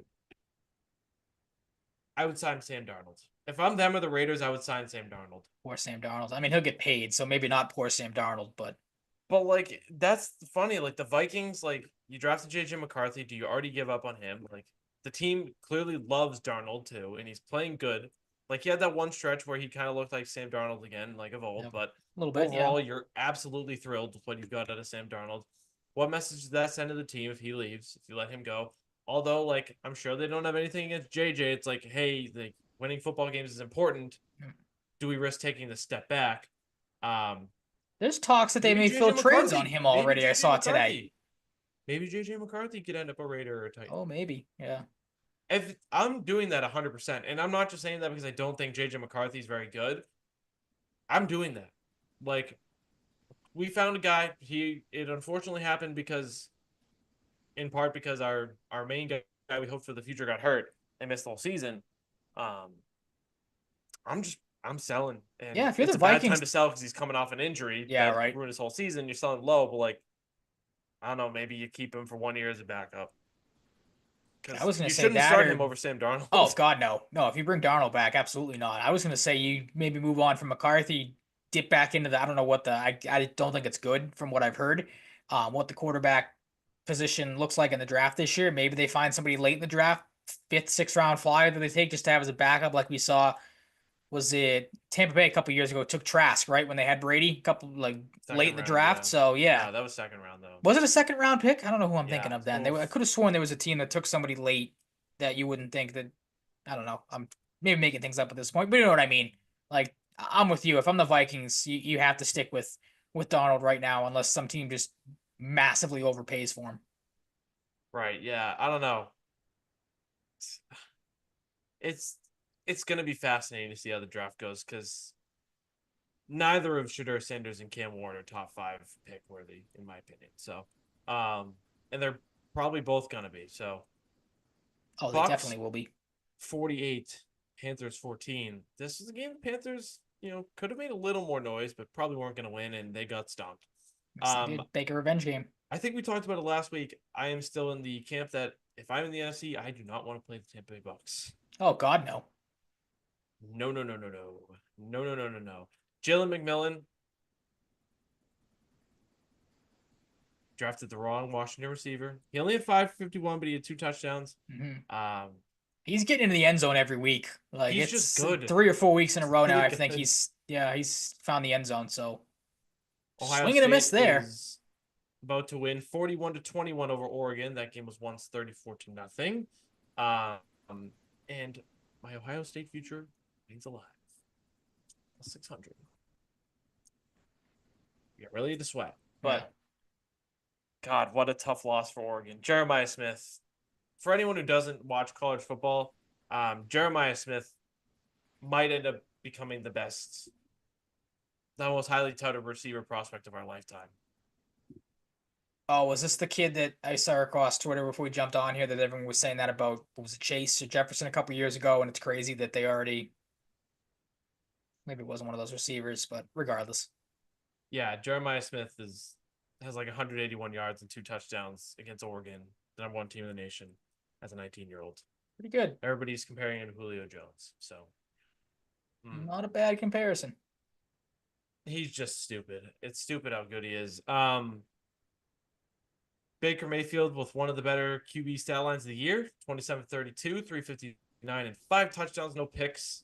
Bucky Irving was great. What a draft pick. He's been great for them. Mike Evans, just like maybe the most consistent receiver, one of the most consistent NFL receivers ever. Like he's just the model of consistency at any position in the league. Devin Culp, speaking of Washington pass catchers, a 7th-round tight end has more production, or almost more production in one game than Jalen Polk has all season. Crazy, isn't it? Well, he's definitely got more catches than Polk has had over the last probably 3 months. And that's not a slight of Devin Culp. He's a good player in Washington. But God almighty. Why do I do this to myself? I'm torturing myself with these connections. Yeah, the Bucks beat the shit out of the Panthers. I mean, that's kind of the big thing. Like the Bucks Not are really all frightening. that surprising. Yeah, the Bucks are frightening. Yep. The Eagles without Jalen Hurts or Kenny Pickett at times, beat the shit out of the Cowboys, which is fantastic because I hate both of these teams. But pretty good. Like to see that. CJ Gardner-Johnson, everybody's favorite football player, not a guy that causes dust-ups at all. Nope. 2 picks, 2 pass deflections, 1 tackle, and a 69 nice yard pick 6. Oh. Eagles best team in the NFL? Question mark. Yeah, right now probably. Oh, okay, better than the Chiefs. Yeah, like I don't know, like I'm still holding the goofy almost losses against the Chiefs. Like the Eagles have just been steamrolling. So they've been the more consistent team across the board because not a lot of their games been all that close. No, they're quite talented and it sucks. But I saw a little graphic and I wonder, people talking about Micah Parsons, where he's gonna play. Elliot Wolf, please. If you can get Micah Parsons, please. Oh God, it would take a freaking handful of draft picks and so much more. You'd love it, but yeah, might not be the smartest move when it won't your happen. Entire team is terrible. So. I'm just dreaming about the player on the Patriots. I don't think they'll do it. But man, Could you he imagine would if hate it Bill? here. Could you imagine But if Bill was still here and that became available? He might oh, move the heavens and earth to get Michael Parsons here. holy Jesus Christ! I just want the Patriots to be good again. Tanner McKee, third string quarterback, 3 for 4, 52 yards and 2 touchdowns. Pretty good. Not bad. He Almost played didn't at get his first NFL Stanford. touchdown ball because AJ Brown hummed the thing into the crowd. Yeah, I missed that, and I came back. I was like, wait, what are they doing in the crowd? Like something happened here. Yeah, But Tanner McKee, I believe he's a Stanford I fella. think so. Yeah, Yeah, he's an Ivy League he's guy or something. They probably said it on the playing, broadcast. probably playing the final week of the regular season for the Eagles, and he threw 2 touchdown passes. Hey, good for him. Yep. Dolphins 20, Browns 3. Dorian Thompson-Robinson is amongst the worst quarterbacks I have ever seen. Who's the other? Is it Tim Boyle, the guy that has more college interceptions and touchdowns? He's in the same boat as that guy for me. Like, how do those two guys continue to find jobs in the NFL? Like, Well, this is DTR's first team, but like you could say, fair, but how does he have a job in the yeah, NFL? it didn't word it correctly. You're right. It's okay. I'm just being an ass. It's okay. Happens. I did it with Mac Jones earlier, saying he's still a serviceable quarterback because he has a number one receiver. Yeah, you did. Happens. That's fair. Yep. Tyler Huntley. Like Wasn't, what? wasn't terrible. It's actually pretty good. I wonder if he won somebody This is a stupid week of football. Yeah. Dude. Well, you said it best. These are the weeks where you get your fantasy football just shots in the dark and they end up working out for you. Like what the hell? Tyler Huntley throws just 4 incompletions, 22 for 26, 225 and a touchdown, and runs for 7 and 52 and a touchdown. It's a guy that like isn't good, but like you wonder with the athleticism, can he be a good spot starter? He's a good spot starter. Proved it in this game. Good spot starter. I think that's fine. If you're the Dolphins. Jerry Jeudy had 18 targets. Got to be tied for the most, if not the most, of any receiver this season. What a pickup he's been for the Browns. Like, he is their lifeblood, and they don't Really have is, any. yeah. But like, he is their only good offensive player. Besides Njoku at times. Mm-hmm. Nick Chubb when he's healthy. Nick Chubb, but he's not healthy. That's what I mean, I feel yeah. bad for Nick Chubb. It's been a rough few years. He's a very fun guy to watch. Mm-hmm. But he's had a rough bit of injury luck. Yeah, the Browns suck. The Dolphins suck, but just less. So. Yeah, I mean, this is a game that it doesn't aggravate you because you don't care about these two teams, but like it keeps the Dolphins' playoff hopes alive. And then like now you got to talk about like if the Dolphins make the Dolphins are the same. Like, has anyone ever seen the Dolphins and the Steelers in the same room together? Because they are the same person. Like, the Dolphins, if they make the playoffs, they're going to have to go somewhere cold and they're going to get their doors blown off because it happens every year. Like I said, it's the same thing that happens to the Steelers in the playoffs. So this is the one thing that was kind of aggravating in this game is it keeps the Dolphins, who I don't, you can't say they don't deserve to be there because they have fought back and are right on the cusp of making a playoff spot. But like it kind of annoys you where it's like the Dolphins, they're not a playoff team, but the fact that they're still here, it's just it bugs me. Yeah, and you're absolutely right that nobody wants to see them because they'll go somewhere cold. Yeah. That's a great point. And they'll shrivel up. It won't happen, but it would be so finesse bitch of them to lose on any chance of the playoffs by losing to the Jets in the final week of the season. They won't, but You don't think so? Aaron Rodgers doesn't have one last hoorah on him. would it be funny? I don't think it would be the most surprising thing. I really don't. Please, let's just get some goofy shit going for one last week of the regular season, huh? Like, let's get goofy with it. Packers 27, Vikings 25. This became a pretty decent game as it went along. Packers got exposed a little bit. Packers got exposed a little bit, indeed. Sam Darnold played quite well. 33 for 43, 377, 1 pick, and 3 touchdowns. Was sacked 5 times. He's a little more help from your line. Aaron Jones, he didn't really do a ton, but he was okay. Cam Akers got in the end zone. In case you need a reminder that he is on the Vikings again, because I bet some people did. Justin Jefferson didn't even get in the end zone. It was Jalen Naylor and Jordan Addison, and the Vikings squeaked one out.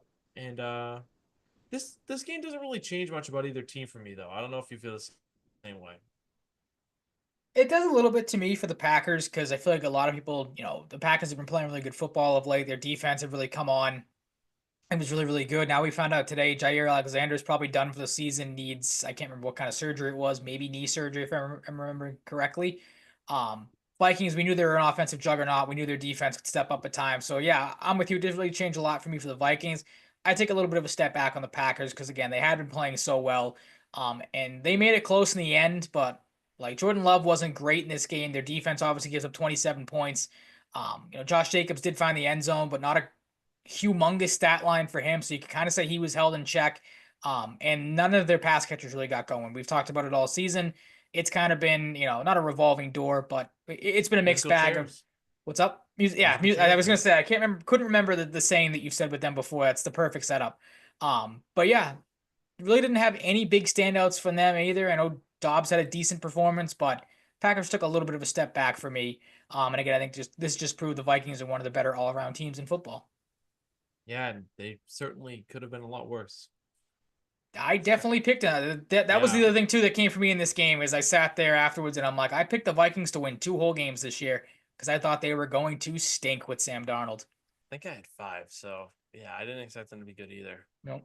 Um, Falcons and Commanders. This is a game that I didn't watch, but didn't end up on the bad side of things. Like some of the games I've chosen not to watch have.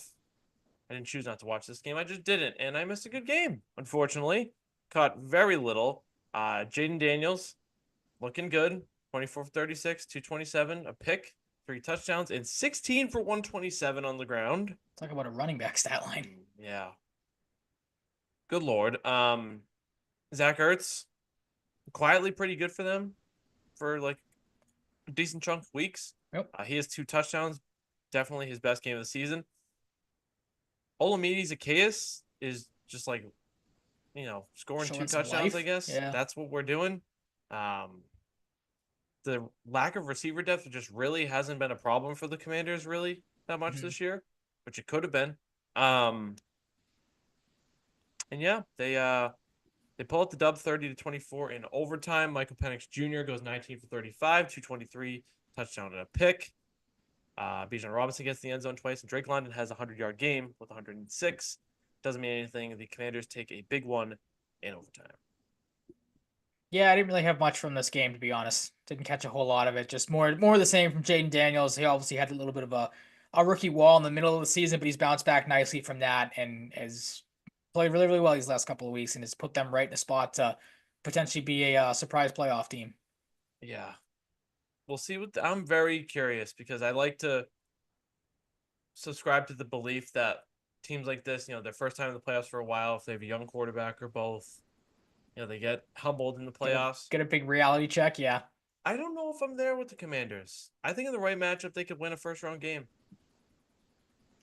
I don't doubt that. There really hasn't been anything that you've seen from Daniels where he obviously the playoffs are a much bigger moment than any regular season performance. But I mean, he's pretty much, risen to the occasion pretty much all season long. There was that one kind of rough performance against the Eagles midway through the year, like I said, when he hit that rookie wall. But he's been good for the most part, or more than the most part, obviously. So I'm with you. I'd be curious to see what they get for a matchup wise and see if they can maybe make some noise and surprise some people. Yeah, it's an interesting team. NFC is might be a bloodbath in the playoffs. There's some good teams. So I think yeah, really, really might be. yeah. I saw 0 of this one. 40-34, the Lions take it over the 49ers. That's the last we'll see of Brock Purdy this year. Yep. He is done with an elbow injury. This one, to me, if I was a Lions fan, and they said it on the broadcast numerous times to the point where Troy Aikman was like, I'm sure people are tired of hearing about this, which was kind of funny. But they were right. Talking about the injuries the Lions have, their defense did not look good in this game. I know Kirby Joseph had 2 picks, so he was excellent in this game, 6 tackles as well, but their defense looked a little suspect. 49ers obviously weren't playing for anything because they bounced from the playoffs a week ago. Brock Purdy, obviously, we said, got knocked out of this game late. 49ers look decent. Lions, big game coming up this week to decide the #1 seed, and I wouldn't be putting my money, not to spoil my pick on that game, but I just don't know how much longer their offense can continue to do this because the 49ers defense, as we know, had not been that juggernaut we've seen in the past. So it's not surprising that the Lions put up 40 on them. With again how great the Lions offense has been this season, but you have to think things are going to balance out in the end, right? Like their defense is losing guys left and right. I don't want to say it's luck, but you know what I'm getting at with the Lions here? Like I feel like their time might be coming where they take a step back and someone maybe pops them, catches them by surprise because they have not been the Lions. I feel like at the start of the year that they had been, that they are now. Yeah, it's frightening. You got to be a little frightened if you're a Lions fan. But when you have the point scoring ability, maybe you can kind of forget about that a little bit. But like it's not great. I mean, That's the I thing. Are didn't you see going the to be game, able so to? I can't speak to it. But like, But that's you the thing too. It's like shouldn't be playoffs letting up teams. 34 points to this 49ers team right now. No, and that's the thing. You're gonna get every team's best in the playoffs. So are you gonna be able to put up 40 on a team? I don't know. And again, like if you start to get into a shootout and you catch the wrong opponent, like you play the Eagles, you get into a shootout with them, the Eagles are probably gonna beat you because they have a defense right now that can lock you down when they need to. The Lions, again, due to injuries, they just don't. So, like I said, yeah, it's nice you get the win as you're a Lions fan. You get ready for a huge game against the Vikings, to determine the number one seed, but. Again, Vikings have a better defense right now than the Lions do, and that's just off of injuries alone. I can't stress that enough. So it's a weird spot for the Lions to be in right now. Very weird. Very weird. I hope they win the Super Bowl though. I I really do do. too. Not taking anything away from them. Absolutely. Yeah, right. Week 18, week 18, week 18. The regular season comes to an end this week. It's been a quick football season. Regular season, at least. Browns and Ravens starts it off. Super competitive one. Start the week of football, that is. And it'll be on Saturday. So if you were hoping to watch football tomorrow, you will not be watching Thursday night football. That won't happen because there isn't Thursday night football. We got Browns and Ravens to start off the week on Saturday. This is the Ravens all day. There's nothing really to explain. You don't think the Browns catch them off guard a little bit last week of the year? I don't either. No. I'm right there with you. I Whether was it's hoping Zappy, you were whether gonna it's say DTR, maybe we see Winston again, but probably not. It's the Ravens all day. They can beat them with the backups in. I don't even know who the Ravens' backup quarterback is now that Huntley's not there. Honest with you. I don't know. Is Cunningham still on the roster? He's Yeah, probably but I not. don't know He's if probably he's a not their full-time backup. receiver Yeah. now. He might be a Oh. full-time receiver. Also, I Oh, follow yeah, Zay that's true. Flowers on Instagram. From the start, like him and Malik Cunningham were like best friends. Like I don't know if they knew each other before, but I'm Mhm. like, oh my god, Malik Cunningham. Like it seems like everybody loves him on the Ravens, given what Zay posts. I'm like, oh my god, Malik Cunningham, locker room guy. Big vibes guy. Big vibes guy potentially. Bengals and Steelers. A couple weeks ago, maybe I would have said Steelers. Right now, I'm saying Bengals. I could still see the Steelers beating them, Mm-hmm. just because I think it would be such a the way the Bengals season has gone. It would be just the not poetic justice or poetic finish because I want to see I want the Bengals to get into the playoffs. I want Joe Burrow to be there. Um, it would be so Bengals for them to lose this game. Lose it close. Oh yeah, it Or would. not just a back and forth. The Steelers offense has looked abysmal these last couple of weeks. So you hope that the Bengals defense doesn't, have them wake up and get them going into the playoffs. Excuse me, feeling a little bit better about themselves. It's Cincinnati for me though. They've come this far. Burrow's going to put on a show again, and they're going to make it interesting because obviously they still need some other things to happen. They need some teams to lose to be able to leapfrog them. Um, they control their own destiny, and hopefully they can, like I said, sneak in and make things interesting. Yeah, I hope they do too. And hey, they ended up landing up a decent amount of points, but there were glimpses of good defense from the Bengals against the Broncos at times. True. So maybe it's a sign of things to come. Maybe it's just not. But Panthers and Falcons, this was the one I went back and forth on the most. But I believe in Michael Penix and the Falcons to not Falcons this. Okay. I don't feel great Interesting. about it, but that's what I'm going with. That is interesting because you are This is usually this is a good big breakout Falcons are gonna spot. Falcons guy. This could be a good breakout spot for Michael Penix. Could be. A little, maybe a little 300 yards on Michael Penix. I wish I knew. Do the Falcons have the tiebreaker in the Buccaneers? Like if they both finish 9-8, do the Falcons? I feel like the Falcons still have a chance to make the playoffs as the division winner in that division. Say division one more time. If If that is a possibility, this could just honestly just be a rhetorical question. You don't have to look it up. Because my point was going to be, if the Falcons do still have a chance to make the playoffs and win that Falcons won division. both times. Oh, so they do own the tiebreaker. Falcons are 100% losing this game. They control their own destiny. No, I've disrespected the Falcons. I'm not going to do it today. I'm going to stick with my pick. Okay. I'm going to take the Panthers. I was hoping this is the one preseason. I'm like, go 7-10. I felt a little bold about that one. Go 7-10, and they're fucking it up. Yes, they are. The Falcons. They do that from time to time. To go, if they Falcons it, I'm not that far off though. Which is fine. I'm going with the Falcons. I feel a little. They beat the Bucks both times, huh? That's interesting. Yeah. Jeez Louise, huh? Commanders and Cowboys. Oh boy, would it be fun to see the Cowboys lose by a lot again? It would. Oh boy, would it? Oh boy, would it? Yes, it would. Yeah, it's the Commanders. There's no reasonable scenario where I would pick the Dallas Cowboys in this. Yep, I'm with you. And Commanders if win I'm their the Cowboys, or if I'm their fans, I'm furious if they win this game. Right? We've talked about this before. Like, I saw somebody, I can't remember who had it today, with the Cowboys are slated to pick that Gentry kid, the running back, which we talked about weeks ago, where I'm like, you should be losing games because you have no run game. I don't know, Dowdle has played better of late, so maybe that's not necessarily true as it was before. But yeah, Cowboys, they should be in the boat of lose this game, try to get the best draft position you can at this point, because not at the level the Patriots have, but the Cowboys have some holes in that roster they need to fill and could potentially have more holes depending on who leaves in free agency, retires, or whatnot. Commanders, it'd be fun to see them win their 12th game, just like everyone predicted the Commanders to do at the start of the year. That'd be wild to see them finish with 12-5 record. Yeah, football be unpredictable, man. Yes, it does. Yeah, just absolutely stomp the Cowboys, please. Packers and Bears. This is just not a good slate so far. This might be the most obvious pick on the board. It's the Packers. Yeah, I didn't really notice it when I was making my picks here. This is a really bad slate of football so far. There was one game, I can't remember what it was. I had to go back and actually add to this because I did forget to write it down. It was Jaguars Colts, because that's another one where it's like, who cares? Like, I'm going with the Packers though. It's the Bears. They never beat the Packers. I don't care how bad Green Bay looked last week. This is their get right game before the playoffs start.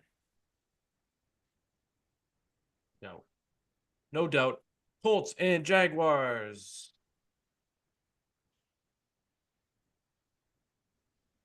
Do you want to believe in Mac? Consider changing my pick. Oh, really? No. For what reason? No.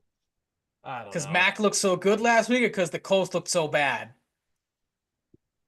Got to pick one. I kind of just saw it and I was like, oh, wait, I picked Colts. I kind of want to pick Jaguars. I think it was that simple. It wasn't like anything dissuading me. I was like, oh, wait a minute. I don't know about that. I'll stick with the Colts. Who cares? This game is unwatchable. It's not worth, getting into a tizzy on what to change here. Let's just root for a tie in this game and move on. How about that? Yeah, That sound good? Did we get a tie last year? Can we get a tie? I don't think we did. We got a tie last year. No. These would be the two teams to do it. They usually come from this division, so. Yeah, they do. The AFC South is back to being the AFC South. Bills, Patriots, Bills. Unfortunate. But reality, Eagles with an asterisk. I'm just pointing out that I will remain with the Eagles even if Tanner McKee starts. Because, hey, Drew Lock and the Giants put up 45 points, and that's real nice. But they're not doing it against that Eagles defense. No, they sure aren't, Ryan. Yeah, maybe Tanner McKee will just be nasty. I don't know. Quarterback controversy. Trade Jalen Hurts. Oh, yeah. Embrace debate. We shall see. Saints and Bucks. It's the Bucks. I don't even know why I paused. I was going to say, were you considering taking the Saints there for a second? No, I don't even know. Maybe I just had a moment where the synapses stopped firing. Yeah. Buccaneers, just win and you're in. Don't give the Falcons any chance to control their own destiny. Just win and you're in. So. And then you're in, maybe. I briefly considered the Titans and the Titans. As did I. I don't know why. Maybe it's just because the Texans are so banged up and they've been playing so bad, but you'd think they want to maybe, bounce back after putting up a whole 2 points in the last game. Yeah, Yeah, you'd want more than that. Hey, if they get one field goal, they'd have more. That's true. Good point. That's just how numbers work. Baby steps, follow the breadcrumbs, Hmm. Cardinals and 49ers. It's the 49ers for me. Really? I want to say I feel gross about it, but I don't.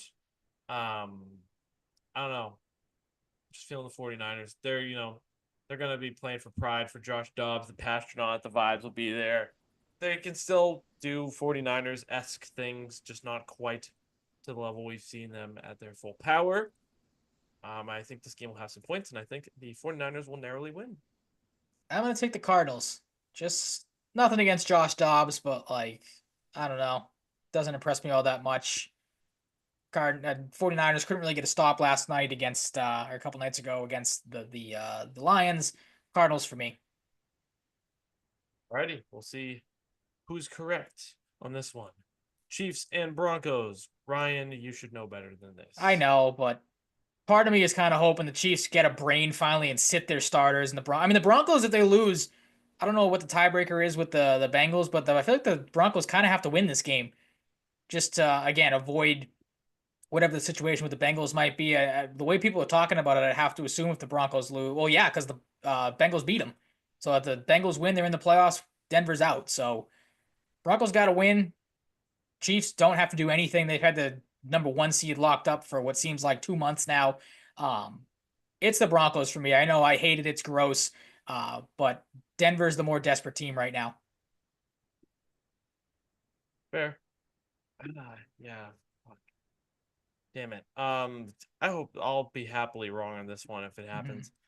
Is there a scenario where Patrick Mahomes gets hurt Yes. and they are cautious about him, and then No.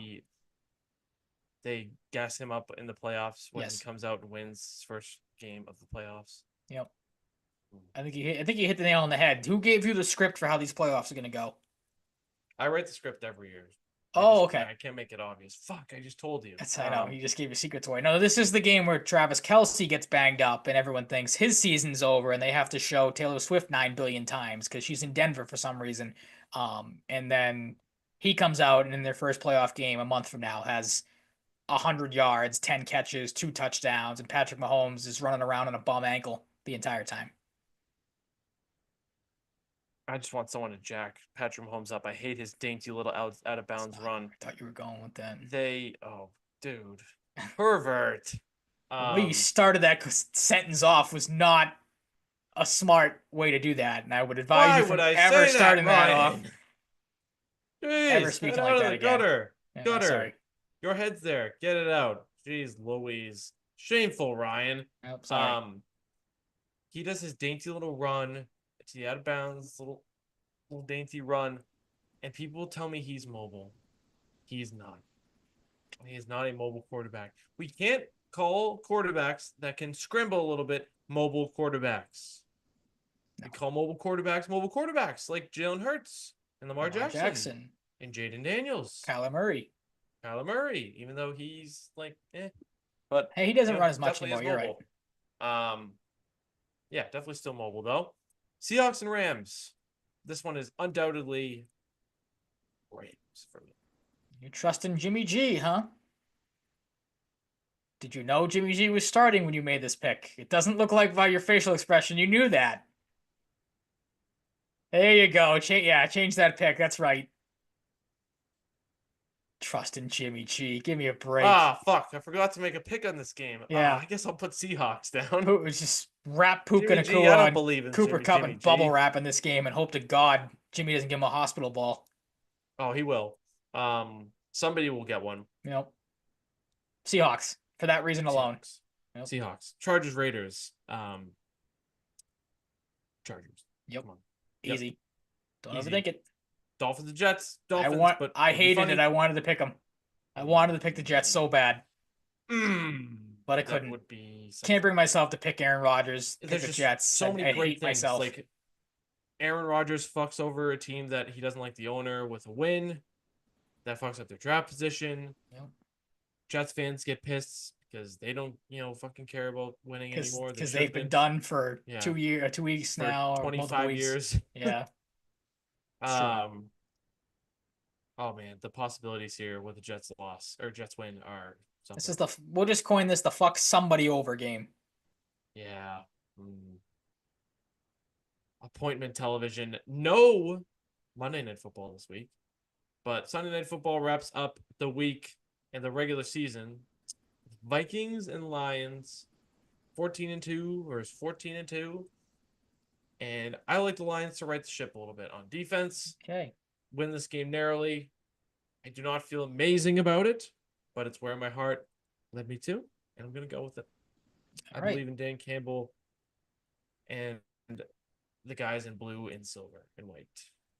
I think this is a game where a lot could go wrong for this Lions team. We have seen it before where Dan Campbell, I'm with you. I love the craziness. I like all the stuff he does.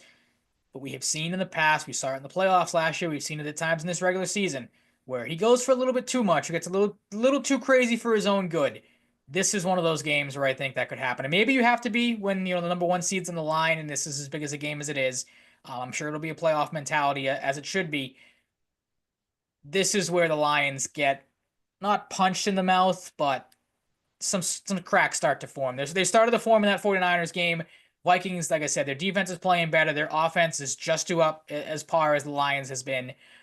Goff and Darnold have both played excellent this season. Again, would be in the MVP consideration, both of them, if it wasn't for the two horse race in Allen and Lamar. The Vikings catch the Lions off guard here and end up taking the number one seed. This game is interesting too because if the Lions lose, no matter how they do lose in this situation, hypothetically, does that kind of scare you a little bit if you're a team that plays them? Because Dan Campbell will Oh, as in I not got be you. thrilled, and they'll come out like a pack of wolves No, yeah, you're playoffs. I 100% could have right. said pack of lions because that's the team name, Mhm. but wolves came to mind first for the team named the Lions. Yeah, because they'd be So a 14-3 wild card team going up against who would it be? It'd probably be the NFC South winner, right? You'd probably get Tampa Bay or God forbid the Falcons get in. I think. can we not? So, Falcons not getting the well, that's what I mean. playoffs. Like the Buccaneers, just please win If because the I don't want to have Falcons to. getting the playoffs, I'm rooting for a 60 bomb against them. Well, if they play the Lions, it'll absolutely happen. Yeah. Um, that's it. That's No, the I'm regular sorry. I season. did the prediction thing What? today. I just remembered. I went through the how we do at the start of the year, the Yeah. website where we do all the game by game things, and I think I took our picks from this game. So I took the Vikings. It put the Lions playing. It'd be a Lions versus Matt Stafford part two is how the first round, the wild card matchup would go. Like that. I Yep. like that. So that would be I interesting. like that. That's it. No bye weeks. In case you didn't know. Nobody's winning the bye. Can't win the bye if you don't have one. We'll have bye weeks again soon though. Yep. That's football. About 2 hours of it, maybe on the dot. Good lord. Let's talk a little hockey. The Bruins kind of doing their typical BS. A little bit of good, a little bit of bad. Seems like the theme of the season for them. Yes, they're on a 92-point pace, and they play like a 92-point pace team. They lose 6-2 on the road to the Columbus Blue Jackets, who they have had trouble with until the following day. This game was not fun to watch. Eunice Corpusalo plays one of his former teams and allows them to score 6 times. 27 saves and 33 shots. They're outshot 33-26. They're 0 for 3 on the penalty kill. The Blue Jackets gave away the puck 21 times, and you wouldn't think they did because they won by 4 goals. But they did. Little wonky bounce gets Sean Monahan a goal on the power play in his 800th career game. Nice hit by Morgan Geeky. Frees up the puck for Pasta, who finds Pavel Zacha out front. We get a tie game. Things aren't great, but not terrible. You're tied up. The line change was poorly timed on the Adam Fantilli goal, and he scored quite easily on Corpusalo. Not Corpusalo's best.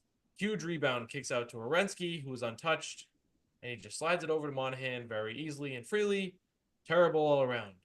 Brandon Carlo was really bad in this game. Wasn't a fan of how he played the sport. Overcommits like an idiot, allowing Voronkov to sneak a free power play goal past Yus Corpusalo. Then just had a nice view of the second Voronkov goal. Maybe he had a future. Maybe Brendan Carlo's gambling, Whoa, and he that'd had a be future bad. on Can't Dmitry be doing that. Voronkov goals. If that's even available in sports books or was. Not really sure how Brendan Carlo can be this bad sometimes, because if there's It anyone is that mind fucks blowing. up this bad and it looks bad this consistently, it's Brendan Carlo on this team. Especially with Zadorov like playing better. Like Yeah, Zadorov, I'm he still hasn't not been thrilled bad with, as he's been. but That's for sure.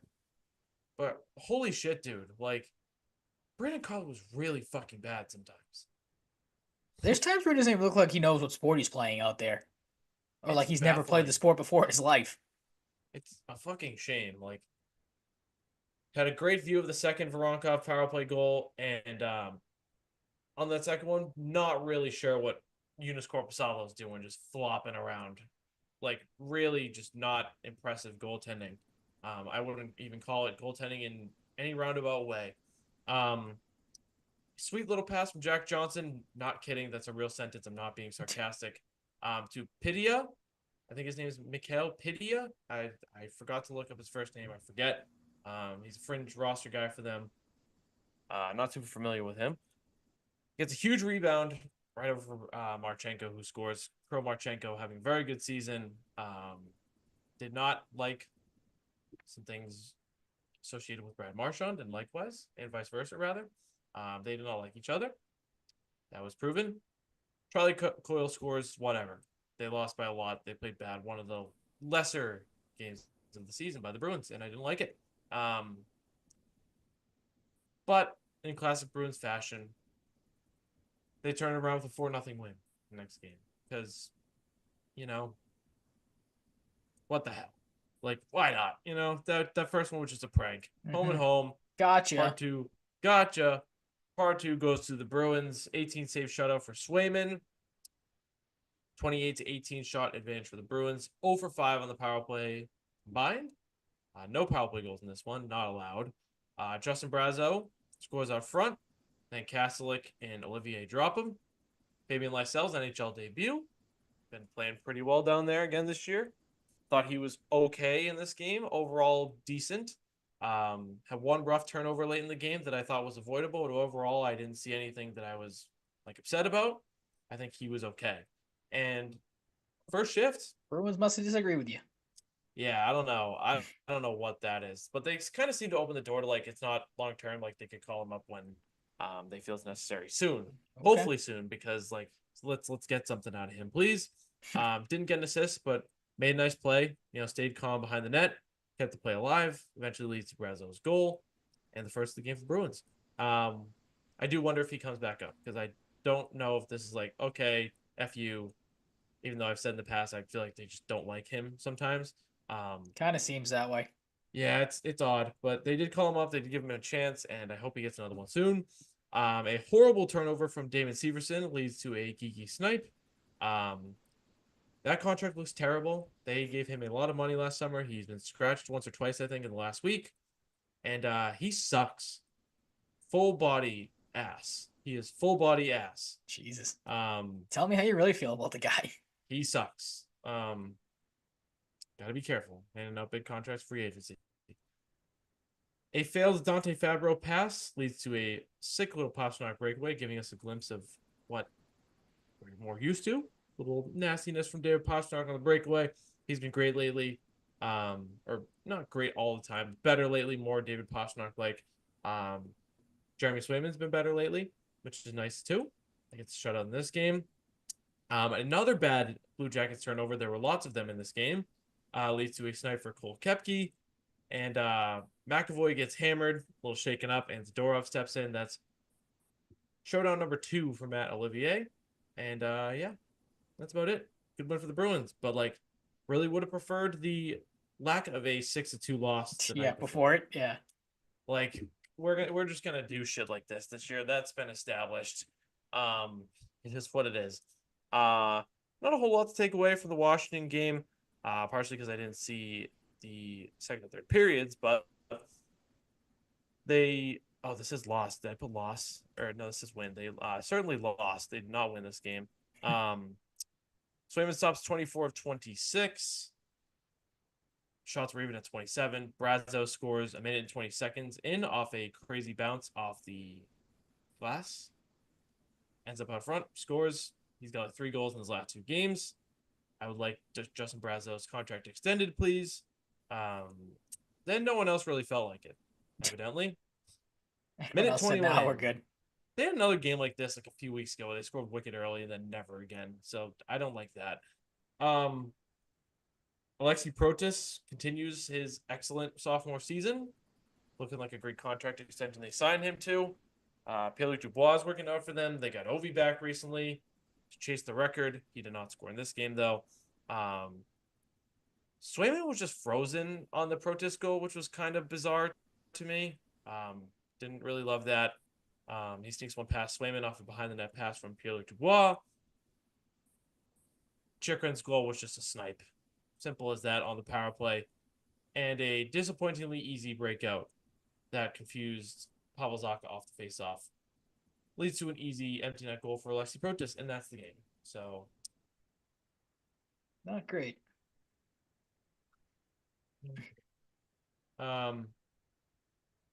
That fuck up in the outline just made me realize I fucked up the title.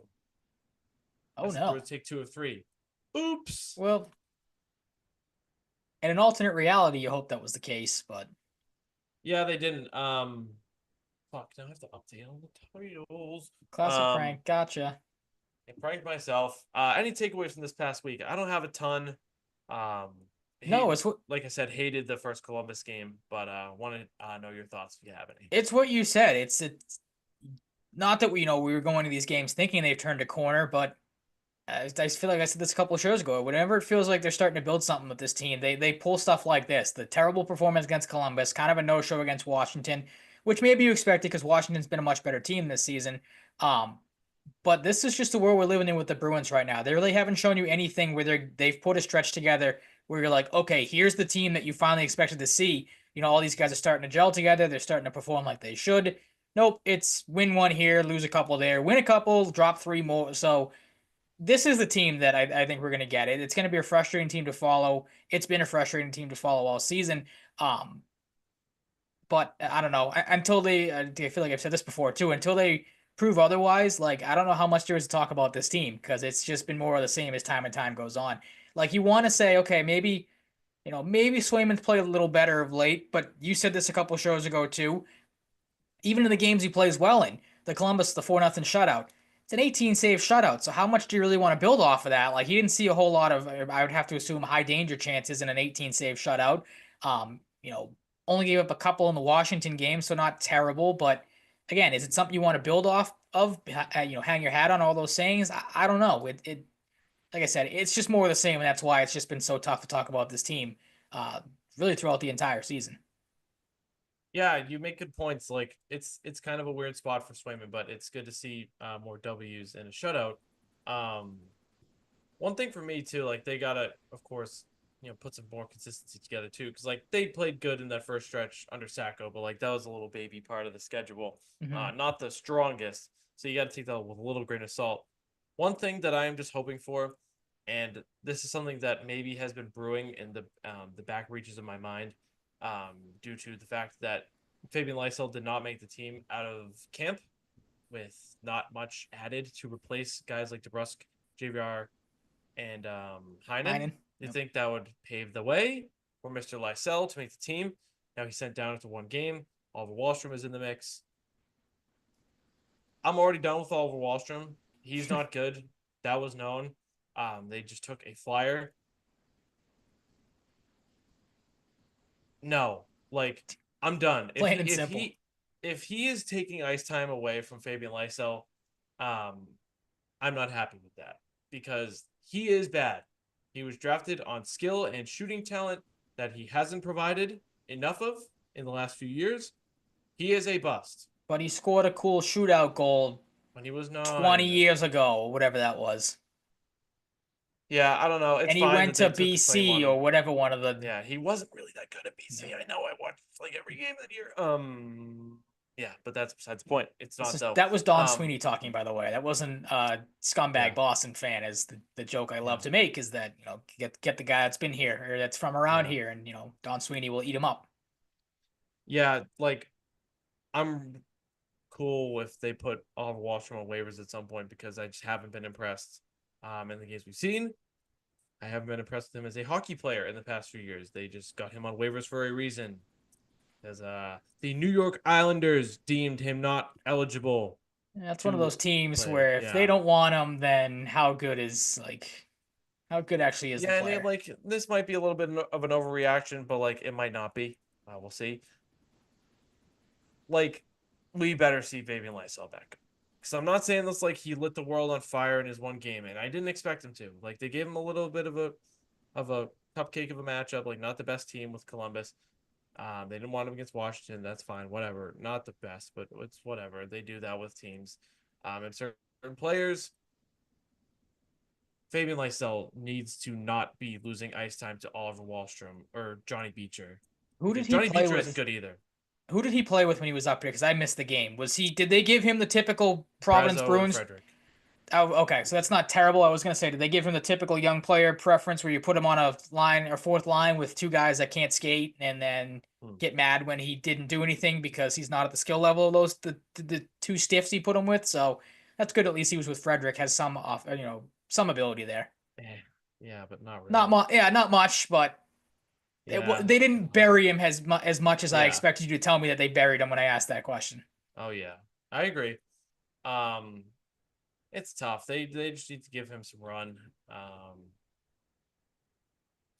Why like I hate that this thought even popped into my head, but that's just how my brain works. Um, Johnny Beecher has not really done much since the first like 10 games of the season. And Ty Anderson, I've been thinking about Beecher a little bit over the past few weeks, but I haven't really felt like, and we haven't had the show. We didn't have the show last week, but Mhm. um, he just hasn't been good. Yeah, it's been one of those guys you don't really It needs to notice be out there. highlighted. Yep. Just doesn't do anything really anymore. Entering today's game, Johnny Beecher scratched Saturday, but back in today. This is the other day, of course, being yesterday. Johnny Beecher was one of 300 NHL forwards to play at least 400 all situations minutes. He's been on the ice for 3.96 goals against per 60. It's the 16th worst amongst that group of 400. Or was it 300 to 400? You have a tweet again? Either way, that's not 300. great. 16th worst was on the ice for the Capitals goal to tie things up. Just kind of gives a good jumping off point to say, like, I don't think Johnny Beecher should have a sturdy lineup spot. And that's more reason. Shuffle things around. I don't think Trent Frederick should either. No, I mean, that's another guy that's done really nothing But but non-existent this you season. can't So, scratch Trent Frederick when you. but that's the thing too. It's like all the talk of him in trade rumors and stuff like that. Do you really want to bench a guy when you should be Yeah. showing him off, trying to get any sort of value out of him that he may have? Like, probably not the best idea there. Yeah, they're in a pickle. Um, I think this is just it. I'm not expecting this team to make the playoffs, even with turning things around. Mm-hmm. Um, this is a team that's destined to just miss out, maybe by like 3 or 4 points. To Yeah, me, I was gonna make the crude comment. Not that I'm, calling for Jim Montgomery to be here, but it's interesting that you made a coaching change and the same mediocre team under one head coach is still the same mediocre team under the other head coach. It's almost like the fingers, as we talked about before, should start to be pointed upstairs more than on the bench, and the decision making that is being made with this team from a front office standpoint might not be the best anymore. That might be the next place to turn your attention to and see if maybe changes need to be made there, because clearly there's a yeah, it's like theme. yeah, they put themselves in that position with Montgomery. Like, sure, like it's been better at times, and certain players like Lindholm and Zadorov have been better, Mhm. but You're you're still still not seeing getting these what you expect. frustration. Yeah. You're still seeing these frustrating, stretches of games. They're out of the coach, so Yeah. you And gotta hope you again, make nothing playoffs. against Sacco. Like, it's not Yeah, making. Don't want to make it seem like we don't want him here either. He's the reason that they aren't performing well. Like the team, I don't want to say they suck because they have talent on the team, but again, I think mediocre is the best way to put it. They are a mediocre hockey team right now, and they're going to continue to play like that. yep. It's not great. At least it's not Patriots bad, but That's true. Yeah, it could be it's way worse. frustrating. Yeah, it could be way You're worse. not It's you're not frustrating, man. Buffalo. You're not. I mean, Columbus just did drop 6 goals No, on your head the other night, but you're not not Columbus. the Like Rangers you're not. and Yeah, or the it's Predators. great point. Yeah, Oh man, talk about another couple fascinating scenarios with bad teams that are I didn't completely realize fucked. the Rangers are they in last place in that division. I saw that on Twitter, X, whatever you want to call it. I didn't realize they had fallen off that badly. It's bad. Chris Kreider sucks. Mika Zibanejad sucks. That team is in disarray. There's rumors I picked them to about win the about cup. Chris Damn it! Drury. Yeah, they are not going to. No, not even. No, not even close. They are not going to. Yep. But the Bruins have them tomorrow night on the road at MSG. Artemian Panarin is still doing stuff though. That's good. 39 points, 34 games for them. Leads them in scoring. Igor Shesterkin just landed on IR, so we'll Not probably see great. Jonathan Quick. Maybe Dylan Garand or Louis Domingue might still be there. They have only won 2 of their last 10 and lost 4 straight. Looks like the Capo Caco trade did not really change much up. Matt Rempe is suspended 8 games because he is a fucking loser. Rightfully so. Yeah. Like, this is a guy that you need to have some shame if you call him up again.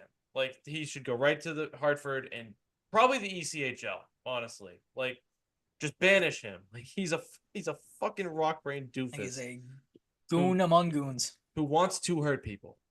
Like, and he elbowed a premier defenseman in the head in Miro Heiskanen.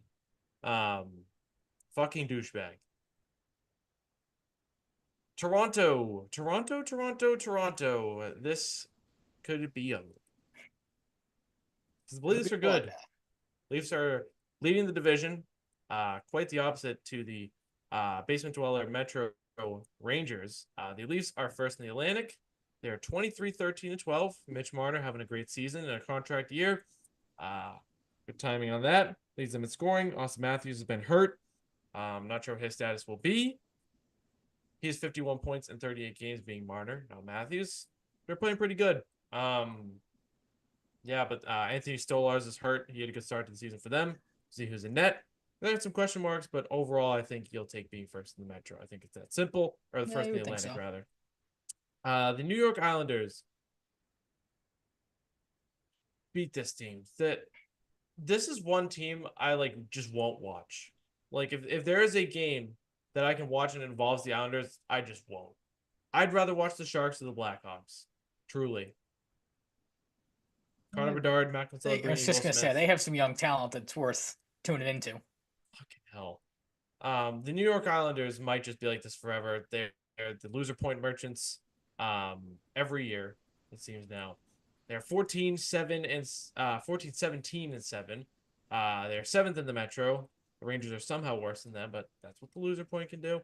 Anders Lee has 30 points in 38 games for them. They are just a team you should beat. Man, this is a doozy of a week. Because you have a Rangers team that should be good, that sucks, that you want to win against. Partially, because their star goalie is hurt as well. Then you get Toronto, who you can handle, but are certainly better than you right now. That could shame you. Then you get the Islanders, maybe get back on track. Cool, that'd be great. Yep. And then you could just get skull fucked by the Oilers. And Leon Draisaitl, who has 56 points in 37 games. 37 games, Jesus. They're 22-12-3, and I am frightened about that one. That is good enough for third in the Pacific. That's kind of funny. It's a good division this year. At the top at least. And yeah, this has the potential to be another just doozy of a Bruins week. Real doozy. I'm gonna guess they get their doors blown off somehow by the Rangers. They'll play a close game against Toronto, surprise everybody, but lose that game in overtime in heartbreaking fashion. They'll beat the Islanders to give people some hope, and then get destroyed by Edmonton. Not looking forward to this. No. At least the World Juniors are on. That's true. There's some hockey that's enjoyable. Yeah, something worth watching. Sorry, Canada. Sorry. Frauds. We're sorry. It's supposed to be your sport. Can you do the South Park thing? We're sorry. We're sorry. We're sorry. Get a hold with a stuff. Cute little animal. Sorry. You know, playing like golf or something like the guy. I don't know what he's doing in that. But Oh yes, God, the oil guy. please prove me wrong. Bruins, Just go please two and call up, two. Beat the please teams you're call up the supposed to. Swedish Beat the fella. Rangers. Beat the Islanders. You can get destroyed by Toronto and Edmonton like everyone expects you Yeah. to. Like maybe beat Toronto just because you have their number and it's Mhm. Toronto. Like that'd be funny. Can I be greedy and ask for Merkulov too? And just bring up Merkulov, Potter, and Yes. Lysell. Bring all of them up. Don't like I young guys. I think Padra's goal streak might be over now, but he was at 7 last I checked. In a No, row. we have to play these old You guys that have we fellas that are earning paid like it. $1 million for. Yeah, fuck yeah, let's go. Um, Bruins hockey, baby. That will save Um, Don Sweeney's job. Red Sox, Ryan. They're doing things. Let's catch Kind up on of. some stuff. Yeah. Yeah, we missed two of their bigger moves. One is going to be a James Paxton 2.0. We'll start with that one because we probably won't see Patrick Sandoval until the midpoint of the season, hopefully. Um, but yes, they did, like I said, sign a James Paxton 2.0. Patrick Sandoval, former lefty of the Angels, signed to a 2-year, $18.25 million deal. He is recovering from Tommy John surgery. And like I said, hopefully we'll be ready to go in the second half of the 2025 season. Interesting move by the Red Sox here. They are obviously looking to get a guy who pitched well at the start of his career, has kind of fallen off. It's due to injuries, due to pitching for the garbage Angels.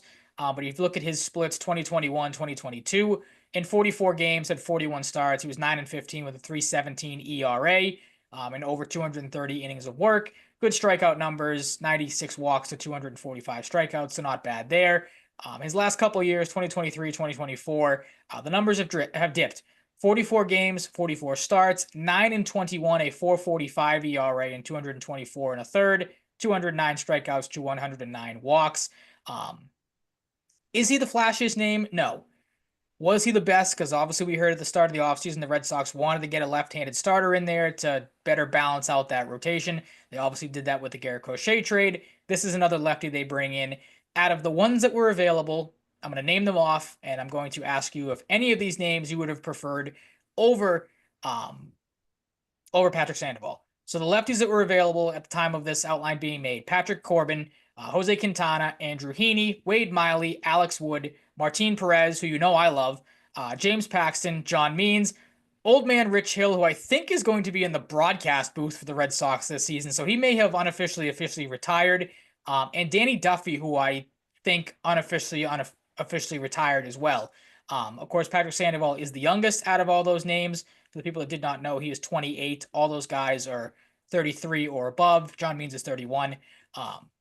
Again, interesting move. Not the flashiest of names. Does have some ability. Was one of the top young pitchers when he came up with the Angels.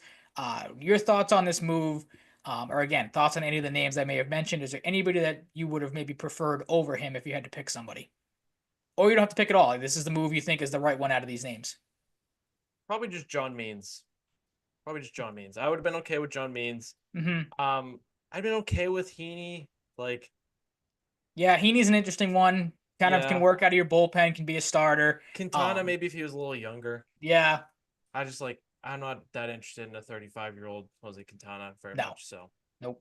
But no, it is interesting you bring up Means because Patrick that was Corbin is terrible. Like, I don't he's like Patrick Corbin. talk about Jonathan Jones, the guy that was washed earlier in the show. Patrick Oh my Corbin God, has been washed for a half a decade now. he's got to be one of the worst starting pitchers in the MLB. Like, I don't like Yes, him. consistently. He had one of like Yeah. the worst contracts in baseball over the last 3 or 4 years. The Nationals finally got out of that this coming up season. One thing I'll ask you is Alex Wood good? I haven't really heard anything Not about him really. recently. He's kind of fallen off. I think he Yeah, was with okay. I want to say Did he Athletics go last year, but I might be wrong there. Did he But go that's wasn't he on the Cubs at one point too or something? maybe. I don't know if you're I don't know. are you getting him confused with Drew Smiley? I don't know, maybe. Maybe. I don't know. Alex Wood maybe was on the Cubs at one point too. But that's the point, is all these other lefties, like again, Patrick Sandoval is not the greatest name. He is a work in progress, like the Red Sox like to try to take and mold into something. I'm with you. The only name that stands out on that list to me is John Means, but he is older, 31 compared to Sandoval's 28. Obviously the plus on Sandoval is he will be behind his Tommy John surgery when the Red Sox get him back. So obviously we've seen guys perform better when they're back from that surgery. Their velocity is up. So this is going to be a guy that they're obviously going to get in and try to work with Andrew Bailey. Good pitch mix, changeup, slider, sinker, fastball, curveball, and of course does have a sweeper. So the Red Sox will obviously try to build off of that more. I don't hate the move. It's a depth signing. Yeah. If it works out, it works out. If not, like it's a chance you take. And again, if this was a move they made towards the start of free agency when they hadn't signed or hadn't brought in Garrett Crochet, if they didn't follow it up by signing Walker Bueller, who we'll get to in a second, then maybe you look at it with some skepticism. But it's a decent move. I'll take it again. When you get him back, he does have some ability that they'll try to tap into. And again, reading off the names, I'm not going to do it, but he was the best out of the remaining left-handed options. Maybe you can make a case for John Means, but he is older. Probably means he's going to break down more so before Sandoval does. So it's a move I can get behind. Yeah, it doesn't bother me at all, to be honest. And I am curious, like this is a guy that you said like was highly regarded coming up to the MLB as a pitcher. Of course, he's a little older now than he was at that time, but um, the Angels can be where careers go to die, but this guy is young enough, and True. maybe you save him from the Angels, Mm-hmm. and yeah, like he's gonna miss part of the time, so like that is what it is. Like he's gonna miss part of the season, rather, I should say. Um, like you're just hoping he's not found money, like we were saying earlier in football, but like you're hoping like you can get something out of him. You're like, Yep. okay, this is a piece. Like, God forbid someone's hurt, you get a guy like him that comes in. He can give you some serviceable innings, some serviceable starts, and you get something like because they clearly are okay with bringing in these pitchers Mm-hmm. that are gonna miss time. Liam Hendricks, Lucas Giolito, James Paxton, Yep. now freaking Patrick Sandoval. Um, I'm okay with it. Like, it's not huge money. Like, it is an effort to further reinforce the pitching, which I appreciate. Yep. Um, and yeah, like it's fine. This is not a move anyone should lose sleep over, I think. And I'm No, cool and with it. the thing too, it's you're in a better position to make this type of move because obviously you bring up the Paxton signing. He was looked at as a guy that was going to be a part of your rotation when he came back and was gonna be leaned on. You have better depth now. Again, we mentioned the names Crochet, Bueller, Giolito, like you said, is coming back from an injury, so you hope he's gonna be 100%. You can lean on him more than you would have to with Sandoval. Cooper Criswell, who a move we were both not high on last year, gave you something, so that's a name you can maybe rely on a little bit more. You saw Richard Fitz come in, pitch well in a couple of outings for him, so there's a name you can maybe rely on this season. Same thing with Priester, looked good when he came over from the Pirates, so you do have more names where you don't have to sign Sandoval and then go, okay, when he comes back, we got to get him in the rotation. He's got to Yeah, be one of the guys we can lean on. He can be. I mean, I've seen people talk about when he comes back, just make him a long man out of your bullpen, make him a sixth starter like they want to, go with a 6-man rotation this year, so you don't have to be waiting on pins and needles for or the edge of your seat for Sandoval to come back and give you something. And again, one of the reasons why you don't have to do that is because they followed that move up by signing one of the bigger free agents this offseason that they have brought in, Walker Bueller, a guy you and I were both clamoring for when the reports first came out that they were interested in him. They inked him to a 1-year, $21.05 million contract, according to Chris Cotillo of Mass Live. There is a little bit more to this contract. It comes with a $3.05 million signing bonus, a $15 million base salary, $25 million mutual option for 2026 with a $3 million buyout. And the weird part of this contract is he can earn up to $2.5 million in additional bonuses, with a $500,000 bonus kicking in every 2 starts he makes from his 20th start to his 28th. So the Red Sox pulling a Dodgers there, making some weird caveats in the contracts. You were pumping your fist when I read off Walker Buehler's name. Like I said, you were very high on him. You're excited about this deal. Why is that? yeah. I'm just like I don't watch a ton of baseball outside of the Sox, but like I've always heard and seen good things about Walker Buehler. The ability to pitch against the Yankees in the playoffs doesn't Mm-hmm. hurt. He comes Yeah, from I a mean, winning culture, had some playing. pretty big outs there. His last outing in Yankee Stadium. That obviously Yeah, helps. yeah, and I mean like I'm cool with bringing in a guy off of a team that just won the World Series, man. Like it's that simple too. Like a guy that's been around winning can infuse Yep. some of that here. Um, seems like a likable guy. At the top of his game, can be pretty damn good. Um, it's a 1-year deal. Like, sure, maybe he has an awesome year and you're paying him more if you want to keep him around. But like, if for some reason he gets hurt or he stinks, you can bail, and that would suck. But that's just part of the reality with giving him a 1-year deal. When he realistically probably could have got 2 or 3 somewhere Mm-hmm. else. I was kind of hoping for 2 or 3. but like really As not was the end of I. the world. Just just a thought. But this is a player that just straight up makes your rotation better.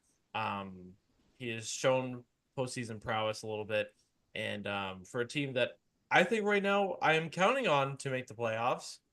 Right now, I think he helps you do that, and I like the player. Um, yeah, I'm kind of repeating myself at this point, so I like it. No, I mean you hit the nail right on the head. That was what I was going to add. Is it gives you, and you took the words right out of my mouth. It gives you a winner in this rotation. Nothing against the guys that are in it right now, but like okay, for veterans, Giolito hasn't really won anything in his career. He's been a good pitcher, but doesn't have the postseason prowess that Walker Buehler has. You hope Tanner Houck can get to that at some point. He doesn't really have any postseason experience. Neither does Bayo.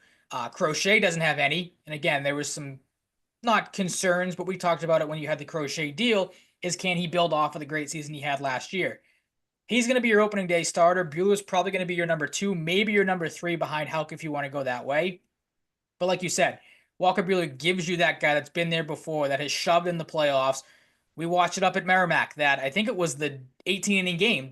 He was the one that started that game and shut the Red Sox down. He was excellent, and that was either his rookie or his second year in the league. So a guy that was coming in as a young pitcher, able to do that against that lineup was very impressive. His postseason numbers: 19 games, 18 starts. We obviously know what that one performance out of the bullpen was. 4-4, a 3.04 ERA, and 92 and 2/3, 114 strikeouts to 36 walks. Does have the one save that, of course, came in this World Series. He's the guy you want to give the ball to in a game one.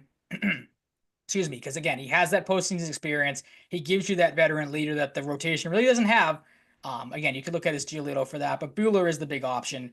And again, good that they went out and did that. I'm with you. It stinks that it's only for 1 year, but hopefully, if he's able to build off of a strong season here, the Red Sox can lock him up for a little further down the road. Yeah, it is what it is. Like you're not gonna nitpick too much. You're just trying to get bodies in here and one that could pay off. Not just casting him in a group of just anybody's, but um, he's a guy.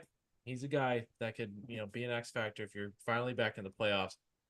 I said it. I'll reiterate. I am expecting this team to be in the playoffs. So Even with the lack of offensive additions, you're still because I think there is some growing concern with the lineup. I think I with the I lack of believe moves. that they can outperform their expectation. There's young talent. There's some power. I'd like one big pickup. That would be great. You like a right-handed bat. We're not getting Alex Bregman, it seems, but that can change. Seems like he's going to be a Tiger or a Blue Jay, I think they were saying.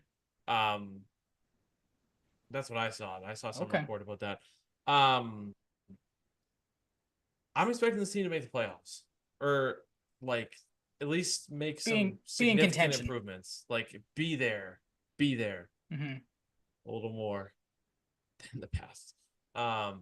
Yeah, that's where I'm at. Like I think Crochet is a difference maker. Bueller is a difference maker on a different level.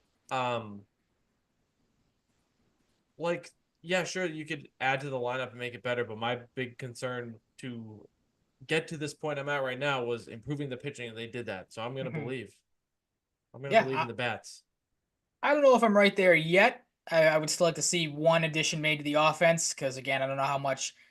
And I don't think the Red Sox are hoping Trevor Story can come back and be that big right-handed bat in the lineup. But part of me thinks they might be thinking that, and maybe they can not have to splurge. But they are still trying. It would appear. You mentioned Alex Bregman's name. Craig Breslow was on a Zoom call this past week, gave some good insight into some of the potential things the Red Sox may be in on, and just some other tidbits. We'll go through them here really quickly, get your thoughts on them, or if any of them stand out to you. We'll start with the Red Sox are still looking for a right-handed hitter. Like I said, I would hope so, because you lost out on Teoscar Hernandez. He signed again, a re-signed with the Dodgers, 3 years, $66 million.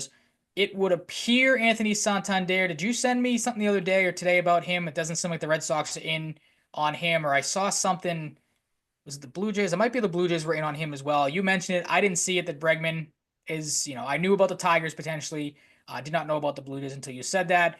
But to your point, the thought from, again, this is from Boston Strong on Twitter, had a good breakdown of all these Craig Breslow comments. The belief there is that Bregman seems less and less likely by the day. couple of quotes here from Robert Murray. He said, quote, I just don't think Bregman to the Red Sox is the most likely scenario in the entire world. And then Boston Strong followed this up with, it sure sounds like the Red Sox could visit the trade market for that right-handed hitter since they're failing to grab it via free agency. Some of the names to keep an eye on that I was just scrolling through. Randall Grichuk's name has come up. Excuse me. His name has come up in rumors with the Red Sox. Hassan Kim, Jurickson Profar. Of course, we know about Nolan Arenado. Seiya Suzuki may become available with the Cubs. Yandy Diaz might be a name you try to go after if the Rays want to part ways with him. You mentioned this on a couple of shows ago. Taylor Ward is a name that's come up as well. Very well could dip back into Luis Rengifo, who the Red Sox have been linked to in the past. Of course, last year's trade deadline. And Alex Bohm, his name is kind of quieted down. There was a lot of talk about him as a trade candidate for the Phillies earlier in the offseason. Like I said, that has seemingly died down to pretty much nothing, it seems like, at this point. So maybe that's a name you want to throw in there as well. First three, Grichuk, Kim, and Profar would be free agency. The rest of those guys would be trades. You kind of alluded to it with your talk about the younger guys, but where are you at if you had anything else you wanted to put in about the right-handed hitter? Any of these names stand out to you free agency or trade-wise? Yeah, I still do like Arenado. I don't think that's going to be an expensive trade, and I think there's still ability left and a good glove, good defense. I like Profar. I wouldn't hate that, and I do like Taylor Ward still. That's my big three there. Okay. The one that's, I mean, Grichuk to me seems the most realistic. Again, going with the Red Sox and how they like to spend their money or lack thereof at times. Because again, I will give them credit; they're spending money this offseason in certain areas.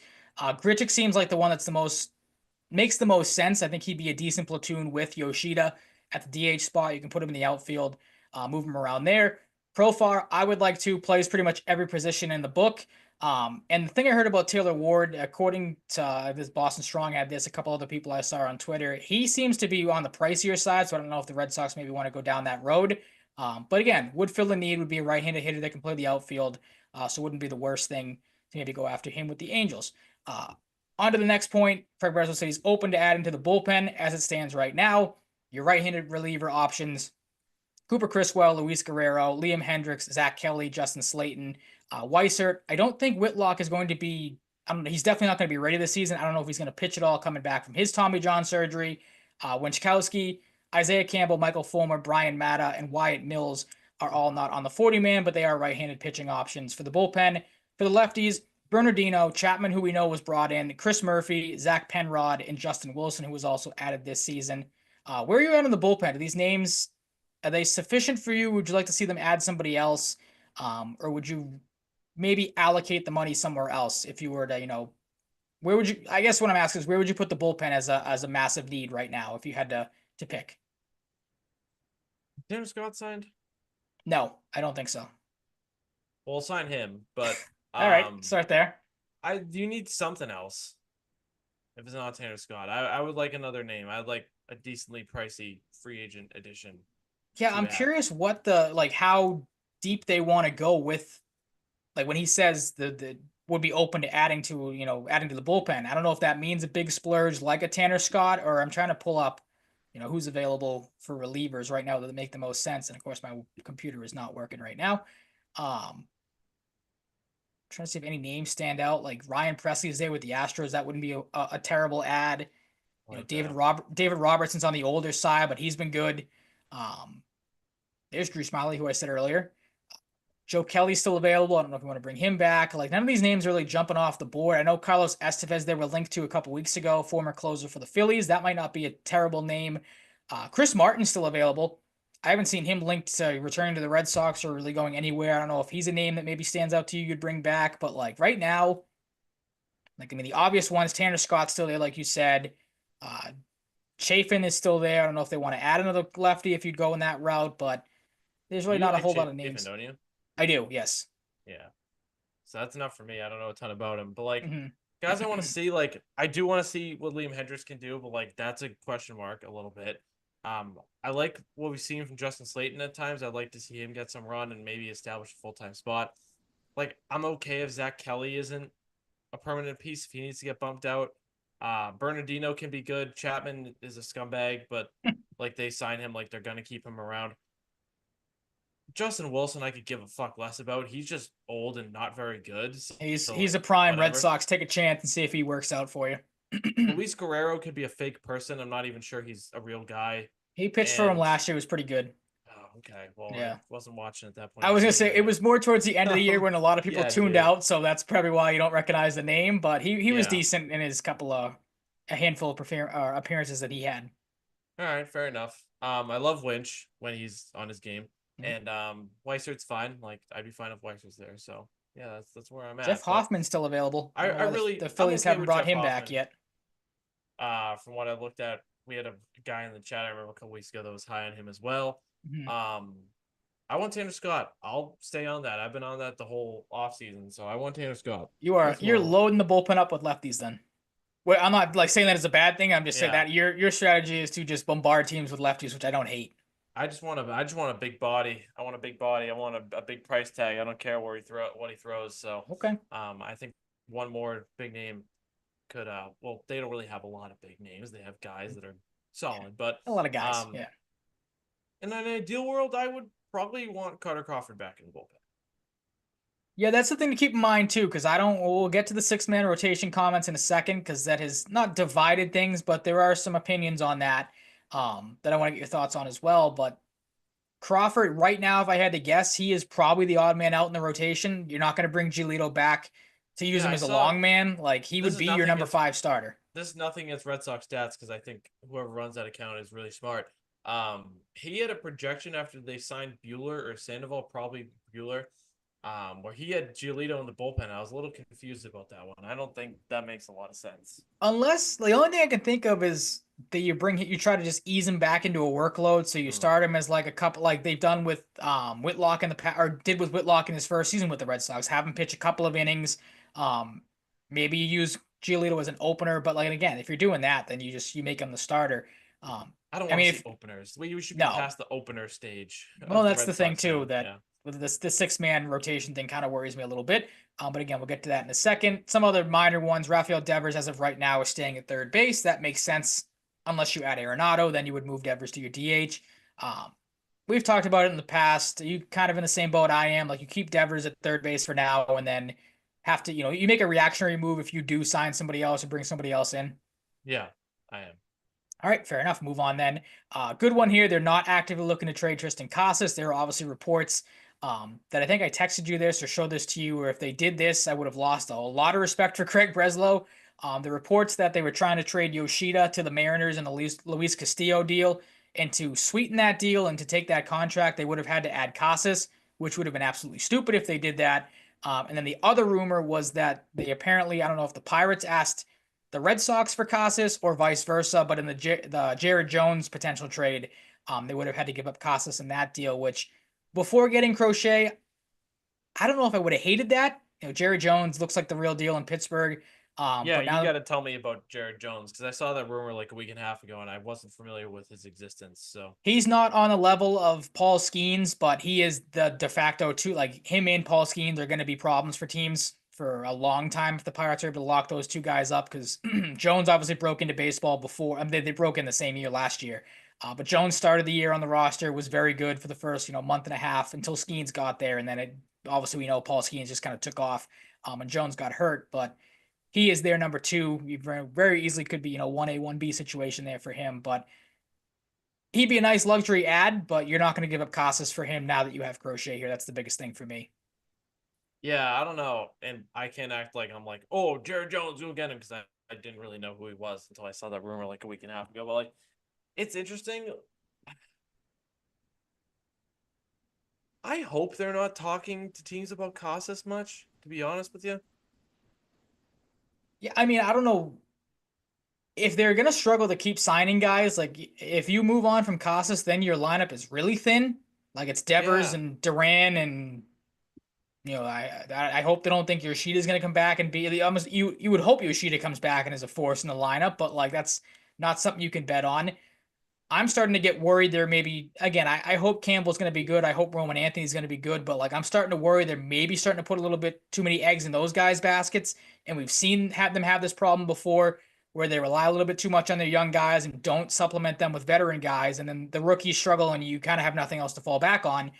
You saw that last year with Rafaela. You saw it a couple years ago with Duran. Like, so I don't know. Like I hope that's not what their mindset is. So now again, I think the Casa stuff is completely dead now that you have Crochet and Bueller. Um, unless some team blows you out of the water for a trade offer. But again, if they're not actively shopping Casas, I'll take Greg Breslow's word for that, and I think he's going to stick here. Do hope so. I'm not really into that whole trading costs thing. I like him so. All right, right there with you. On to the big one. This was one that caught some people's eyes. Red Sox are reportedly open to the idea of a six-man rotation. Alex Spear had this. He said, "quote The Red Sox are willing to consider a six-man rotation and other measures in an effort to make their staff healthier, deeper, and more effective." Lucas Giolito, when he was on the Baseball Isn't Boring podcast, he said this. He said, "quote I don't love six-man rotations. I feel like when I'm in a good groove of that 4-day rest, that feels right for me personally. I'm not going to be holding a picket sign if it benefits the team. I get it. I am on the side of Giolito. I don't like the idea of a six-man rotation either. Mainly because now you're taking away from your bullpen. Like, yeah, you do have a deeper rotation, but now you have one less bullpen arm, and that means your bullpen's going to be taxed. So does more injuries start to come up there? And then the other thing from the Alex Spear comment that has me worried when he says other measures in an effort to make the staff healthier, deeper, and more effective. That to me screams opener. And as we know, I hate the opener. You do as well. So if I'm the Red Sox, just go with a regular 5-man rotation right now. Once Sandoval comes back, then maybe tinker with a 6-man rotation. It's not something they're going to do every game. Obviously, they're not going to start the year with a 6-man rotation. Maybe it's something you break out at some point throughout the year just to give guys some extra rest, but that isn't something I would lean too heavily into. I don't know if you feel the same way or kind of what your thoughts on a 6-man rotation might be. Absolutely feel the same way. Absolutely. Okay, fair enough. I'm all good on that. Yeah, and I mean too. Again, once you start to get some of these guys back healthy, again, we don't know what the rotation is going to look like. Again, I would have to assume Crawford's going to start the year in the bullpen, so he's a guy you can rely on to eat innings as well if you need be. And again, once Sandoval comes back, all possibilities are available. So we'll have to wait and see on that. If you were hoping for a Roki Sasaki signing, that is probably not going to be the case. There is reports no meeting scheduled with Sasaki yet. Boston Strong had this. He said, "quote Roki Sasaki is back in Japan. He received film and presentations from 20 MLB teams. He met with a few and is now in the process of deciding his next steps. It didn't really ever appear that the Red Sox were going to either be granted a meeting or have one when it came to Sasaki. So I don't want to sound pessimistic, but Hiroki Sasaki to the Red Sox was really a pipe dream to begin with. It pretty much seems all but dead now. That sucks, but like it's entirely unsurprising. I'm not like upset at the Red Sox about this. Like it just didn't seem super likely no matter what they did. So that's just one I hope is not bumming fans out too much. Right. And I said this at the start of the offseason too. Like I don't want to see this drag on for months. Like just sign with the Dodgers. We know he wants to be there. It's them or the Padres, it seems like. Was the other team that I saw come up. So one of those two guys. He likes Shohei Ohtani and Yamamoto. He likes Yu Darvish. Like just it's gonna be one of those two teams in the end. For baseball's sake, you hope it's the Padres and it makes them interesting because you just don't want to. I'm sure people versus Ohtani and Yamamoto. That'd be sick. But that's what I mean. You don't want to see the Dodgers get, unless you're a Dodgers fan, you don't want to see them get another, superstar player and just continue to add to that, domination of a team. Yeah. And then the last one, nothing too crazy here. I think this kind of tells the tape on Yoshida. Fred Breslow said he is expected to be ready for opening day, and that to me seems like the Red Sox are not going to move Yoshida. They're going to have him as the opening day DH. I don't hate it. I don't love it. Again, like I've thought at the start of the offseason, if you could move on from Yoshida, if you had to package a prospect with him, not Tristan Casas, then I think you do that, try to get out from under that contract and sign somebody. But as we are starting to see the free agent market start to dwindle when it comes to bigger names, get Yoshida back healthy, see if he can give you something, some sort of production of more consistency, and hope he can be a bat you lean on in that lineup. Yeah, that's just exactly where you're at. I don't know. I'm not like fully out on the fact they could trade Yoshida, but it definitely seems less and less likely. And yeah, just like Yoshida can provide something. It's just been a rocky, last year and a half. So just hope for something out of him because, you did sign him with high expectations. Things have just, not gone exactly to plan. No, and I think one of the possibilities, and again, one of the reasons why I thought maybe you could trade him is you move on from him. If you think Roman Anthony's ready to go at the start of the year, there's your left-handed bat to replace him. But then you would also have to go out and, again, like Santander is still sitting there, so maybe you trade Yoshida, you bring I in still want Santander. Santander. I do too, but it doesn't seem like they're going to go after him or really haven't made an effort to do so. So if you're not going to sign him, then again, it's the same thing as the Casas move. You trade Yoshida, like you leave your offense even more barren than it already might be. So do you really want to do that? Again, do you really want to put all the eggs in the Campbell, Anthony, Mayer basket if you want to maybe throw him in there as well? Probably not just yet. So you keep Yoshida and you hope he gives you something. Right. That's where we're at. Yep. I'm not going to run through all the moves we missed because there was a lot of them. Some of the bigger ones, obviously Corbin Burns signed. I saw a lot of Red Sox fans get upset with this about the money he got from the Diamondbacks, which was stupid. Like, yeah, he only signed a 6-year, $210 million contract, but I saw the people that want to, put his annual, value compared to what they did with Crochet, Bueller, and Sandoval. Like, it's dumb. Like, yeah, they got 3 guys for one. Who really cares? Like, you could have signed Corbin Burns if you wanted to, but it didn't seem like they wanted to. And it also didn't seem like Corbin Burns wanted to pitch in the East, East Coast. He wanted to stay out west. He's from out there. It is interesting. The Diamondbacks came in kind of at the last hour and were able to sign him, so that was an interesting move there. Christian Walker was a big bat going to the Astros. People thought maybe he was ticketed for the Yankees. They need a first baseman, so kind of good to see him not sign there. Jock Peterson signed with the Rangers and also proclaimed that it's the Astros' time to win that division is over. It's going to be the time of the Rangers, which hope you can back that up because that might age poorly. Any moves stand out to you? Any signings? Any trades? Red Sox made a couple, of course. They moved on from Cam Boozer. I felt bad for that trade because you trade him to the worst organization in baseball. Kind of stinks if you're Cam Boozer, but he's going to get more of a run with the White Sox, you would think. So maybe that's a good spot for him. They're bringing a backup catcher, Carlos Narvaez, who I do not know a whole lot about, so I'm not going to spend too much time on him. But it looks like he is the backup catcher traded from the Yankees to the Red Sox. Any moves that kind of jump off the page to you as we wrap it up here? Um, I did look up the Cam Boozer thing too to see who they got for him. He's excited to Some like get more 18-year-old, I opportunity. think. Yeah, he's excited for the opportunity, so go for Boozer. Um, I didn't really expect Josh Naylor to get traded, but Yeah, that was an that interesting happened.